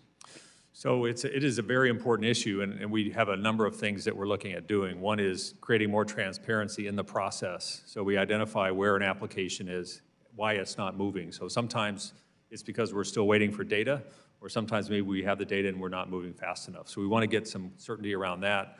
I think there's been a little bit of overcorrection following the MAX events, frankly, a little more conservative approach, and I think having clear leadership and clear process so we can resolve decisions is an important part of that, and we're looking at ways to do that. It's an important issue and one we're working on. There's another area of efficiency that I've heard from people that may need to be addressed, and I might not be articulating this exactly correctly, but a pilot explained to me that when pilots have to leave for health reasons and then that health reason is overcome and then they try to get back into the system, that there's not enough people or that process is also being delayed and has a long lead time, and I think that's particularly problematic given the chronic shortage of pilots. Is he correct in that, and is there anything you can do about that? He is correct in that. I've had 2 flight instructors who both went through that, and they both complained to me about how long it took. So we're trying to move that approach. It's not unrelated to the mental health arc that we've stood up, just trying to make the system clearer and be able to get to decisions more quickly. So that's something we're looking at as well. Another thing in the line of in that line of questioning with pilot shortages, training is a big issue and getting pilots through that process. And it just came to my attention that the GI Bill, it's a great program for veterans, and it covers a lot of things, but it doesn't cover some of the things that you need to become a pilot. And I would think using a GI Bill to get those hours that you need to become a certified pilot may be more important than basket weaving, a degree in basket weaving, which the GI Bill will cover. So would you be supportive of having more flexibility in the GI Bill so that we could use that money that these veterans have earned in service to their country in order to become pilots? I absolutely would, and I would favor treating pilot training the way you treat any other educational endeavor to get a status. It's expensive to become a pilot, takes a long time, so I would fully support that. Another question that I have, we used to see these notices at the airport that said you need to have a real ID to fly come a certain date, and that date kept getting pushed back, and now I don't see the signs at all. Are we going to have a real ID or, that has the new and improved driver's license, if you will, in order to fly anytime soon? That would typically be regulated by TSA, so I'm not really familiar with that issue. Okay. Because, I think it is a concern. There's a lot of bureaucracy that was implemented in order to do all that. One other question that I have is, I know a lot of, maybe not a lot, but there were some pilots who left because of vaccine mandates, and I don't know if the air traffic controllers had that same issue, but what are you doing to make it easier for them to come back to work? It's not an issue that I've run across. I'll look into that and happy to respond. But you are aware that some pilots did leave because of the COVID vaccine mandate? Well, that would be between the pilots and the airlines, but I can look into the controller. It's not an issue I've become familiar with, but I'm happy to look at it. Well, if we're looking into I appreciate you agreeing to look into that, because if we're looking into the chronic shortage, which does affect issues that you do have to deal with, I think that's an important thing to look at. Yep. So appreciate your time today, and good luck finding all the inefficiencies. I'm sure you'll find all of them, and you'll have perfect solutions to everything. And thank you for addressing the certification process, because I think that is really important. We want to make sure U.S. companies are competitive and they can get their products certified. That will increase awareness and safety for pilots and passengers. I agree. Thank you. Thank you. Back. Thank you, Mr. Massey. I now recognize Ms. Sultan for 5 minutes. Thank you. I want to thank our chairman and ranking member for hosting this hearing, and thank you so much, Mr. Whitaker, for taking the time to be here, not only as a member of this committee, but as a mother and a frequent flyer myself. Now, because of this is also a deeply personal issue. When I fly with my kids and back home to my kids, the safety and security of air travel is essential. You have a mighty task in this new role, and we know that you are up to it. I thank you for your patience in handling all the questions today. I have two questions for you. One is general for all air travelers, and then another specific for my district. We've talked a little bit in this hearing today about the differences in approval delegations. We on this committee may understand the differences between design and manufacturing approval delegations, but for the American people, they don't necessarily know that. They know that hundreds of people died in 2018 and 2019 because of the Boeing 737 MAXs. And they know that now there are terrifying experiences happening to travelers on essentially those same planes. What are we doing to not only assure safety, but that assure that people can feel safe in this after this investigation process? Maybe more specifically, what are you specifically tasking MITRE to examine in terms of reclaiming certain approval authorities? And if you can give some examples of that.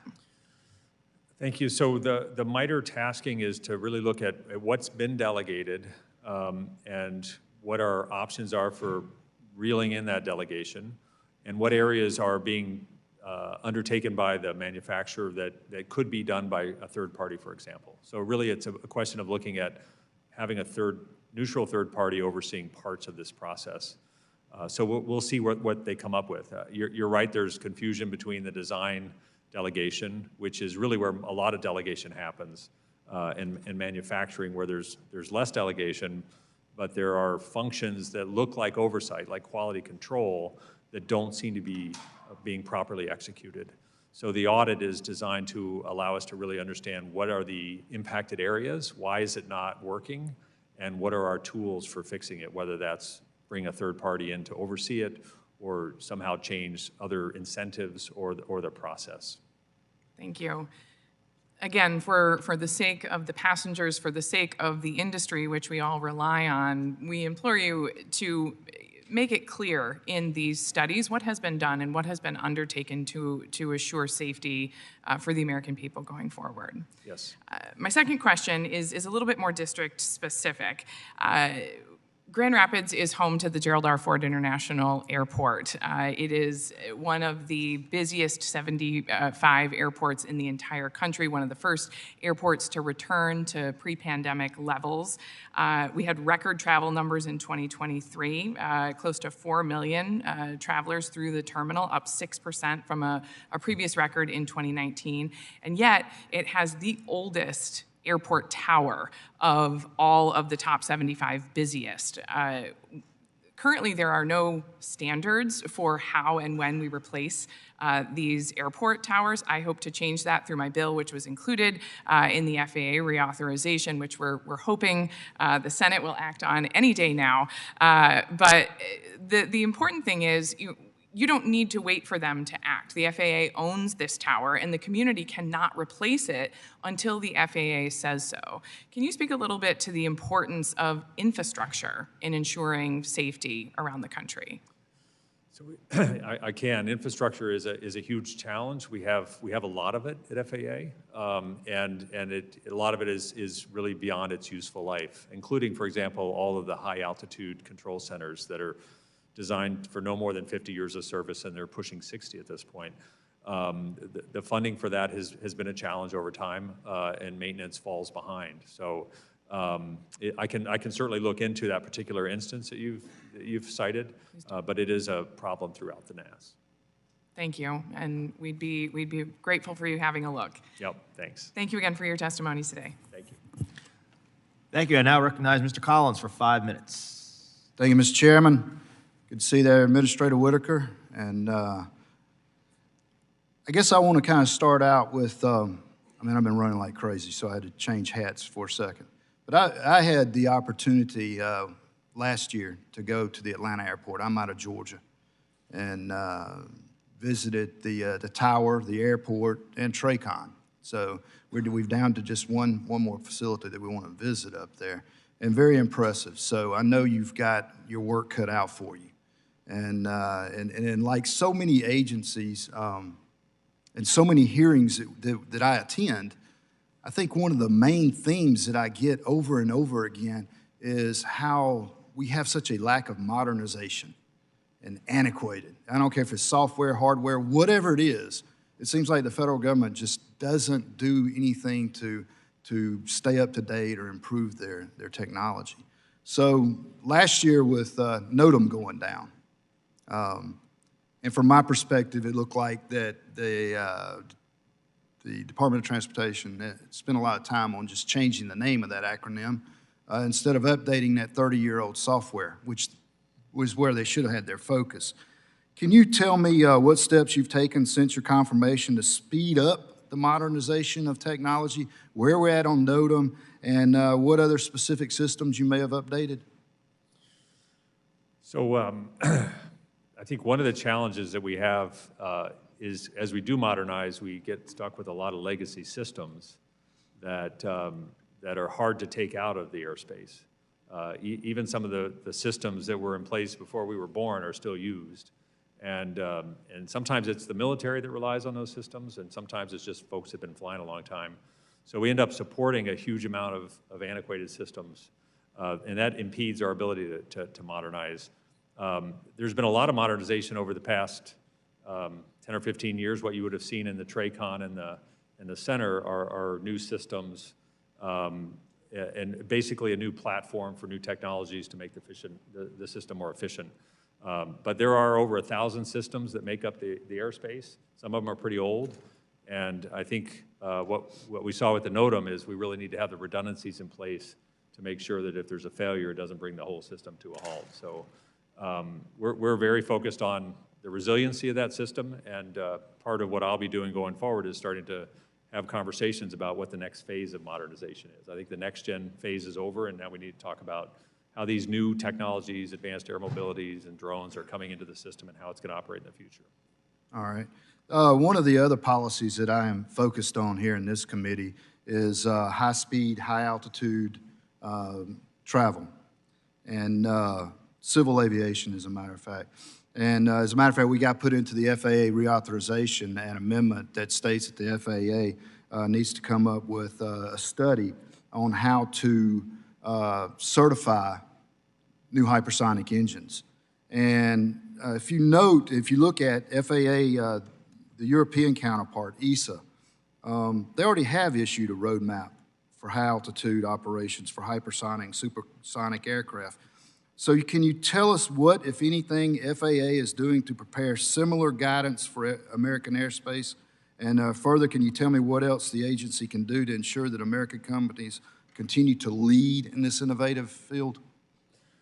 I don't have a specific answer on the high-altitude airspace, but it will be part of what we look at as we talk about the airspace of the future. And we'll also look at what EASA is doing and what other jurisdictions are doing, so we don't have to reinvent the wheel. But I think we need also our own comprehensive roadmap that integrates these new technologies and gives us a way to bring them on as quickly as possible while keeping that same level of safety that we all want. You know, Ed, my time's almost up, but I just wanted to make a last quick comment. When I was at TRACON, they were about 40% down on air traffic controllers. We use a lot of veterans, and they're great people to put in those positions because they're very organized and very dedicated. And I would just caution you, it seems like we've made a move to get away from hiring people on qualifications and hiring them on classifications. So I can assure you that we hire everybody on qualifications, and I can also tell you that we have just recently put in changes to be much more flexible in how we hire out of the military, because we're able to hire from the military and put them directly into facilities. So that's one area that we're really trying to open the pipeline on. Thank you. Thank you, Mr. Chair, and I yield back. I now recognize Ms. Holmes Norton for 5 minutes. I thank the chair and ranking member for holding this hearing to learn more about the challenges the Federal Aviation Administration is currently facing and to emphasize the importance of passing a long-term FAA reauthorization bill soon.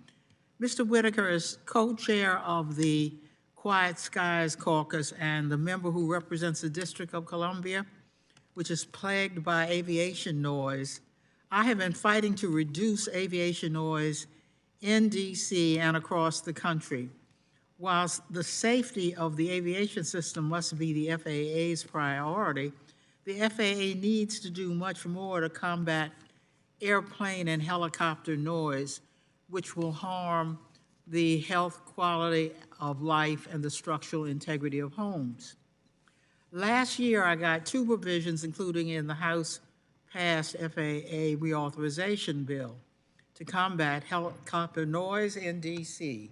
One of these provisions would require the FAA within 180 days to create and implement a helicopter noise sharing mechanism for all helicopter operators in the National Capital Region and to make the data collected accessible to the public online.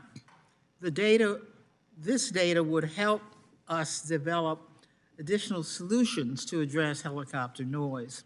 My other provision would direct the Government Accountability Office to conduct a study of reducing helicopter noise in DC, almost all of which is generated by government helicopters. This study would be required to consider the extent to which military operators consider operating over unpopulated areas outside of DC for training missions, the extent to which vehicles or aircraft other than helicopters could be used for emergency and law enforcement response, and the extent to which helicopter operators have assessed and addressed the noise impacts of various factors of operating helicopters, including altitude, the number of flights, flight paths, time of day of flights, types of aircraft, operating procedures, and pilot training. Mr. Whitaker, what, if any, steps is the FAA taking to reduce airplane and helicopter noise over populated areas like the District of Columbia? What I can say is in the past several years, they've made some improvements in that area. They've hired specific folks who are focused on community engagement. And in situations where airspace is being redesigned or where there are persistent noise issues, they'll engage with organizations to have community meetings and understand the views of the citizens and see if there are actually real-time changes that can happen in the airspace to try to mitigate. We certainly haven't heard it yet. It hasn't been felt here yet. Yeah, I don't know the specifics of DC. I know that we're on a fairly tight footprint and the approach paths are fairly limited by the restricted airspace, so there probably aren't a lot of options beyond the north-south arrival and departure for DCA. So that may be a limiter in this case. All right, thank you. I yield back, Mr. Chairman. Thank you very much. I now recognize Mr. Nels for 5 minutes. Thank you so much. Understand here, Mr. Administrator, I'm not on this subcommittee, so they had to wave me on. So I'm the last one in line here, but hopefully we can finish this, and I thank you so very much for your time. Obviously, this is very, very important to the industry. It really is. This legislation obviously has passed this House. It passed it overwhelmingly, and now it's sitting there over in the Senate. I think we beat the dead horse on Part 135. Everybody knows, the FAA knows that we have pilots flying around that are 67 years old in these private aircraft with everybody else with Delta, and we fire them at the age of 65. And that just doesn't make a whole lot of sense to me. I find this letter that was issued just a day or so before the Senate markup of a bill that has lingered for over a year on a matter that has been repeatedly proposed over 4 years, a matter that which you were asked specifically in hearings. You had a hearing. before the Appropriations Committee just a few months ago, and you answered quite matter-of-factly about faithfully executing the legislation of Congress, and I think we agree with that. This is Congress's decision to make, and you will implement once it's passed, correct? All right. So now it seems like this letter, which I believe is full of flaws, and I think we've pointed those out, it seems to have some opposition to raising the age. If you read the letter and you read between the lines, it appears that the FAA that you, sir, are against raising this age, and that's just not true. You are not opposing it.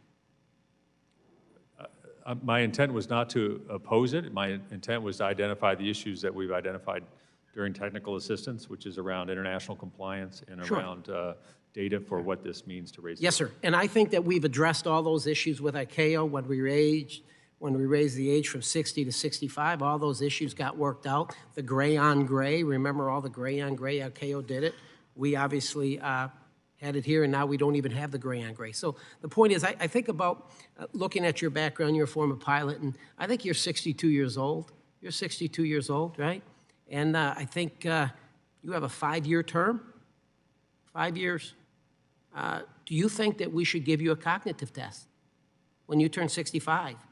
Before you finish your term out, do not believe that we should give you a test to make sure that you're all there. You got the cognitive. When you turn 65, I mean, we do it for the pilots. We do it. They get their EKGs, they get their physicals. I mean, that is a stringent process. We do it for them. Why shouldn't we do it for you?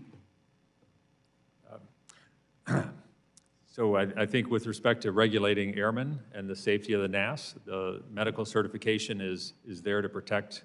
I agree. So. And you agree we have the safest aviation record the past 10 years. I mean, things are going very, very well, knowing that we passed legislation that allowed the Part 135s to fly to 67. We haven't had any issues. You have any issues right there with Part 135 right now? Any concerns with that safety record?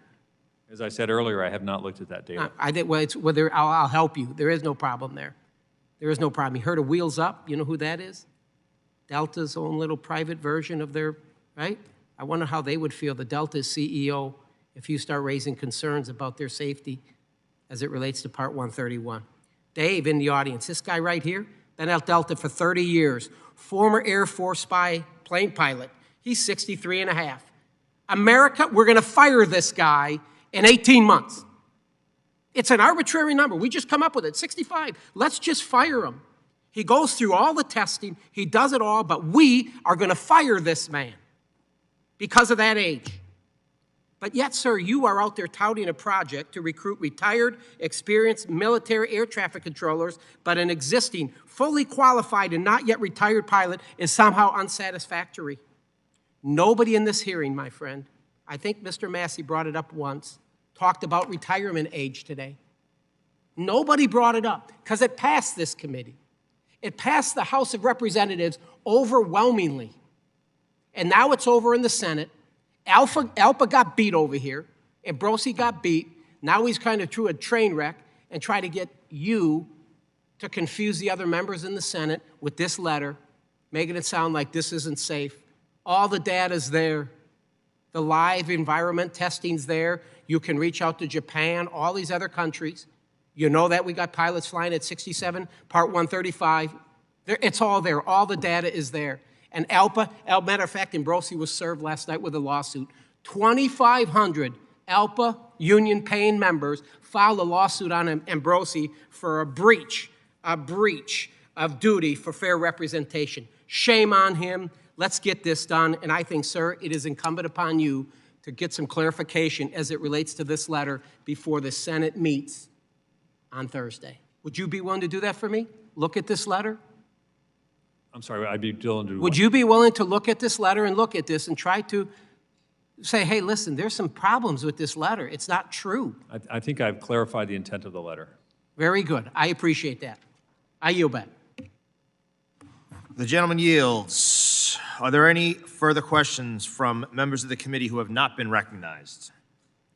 Seeing none, that concludes our hearing for today. I would like to thank the witness for his testimony. The committee stands adjourned.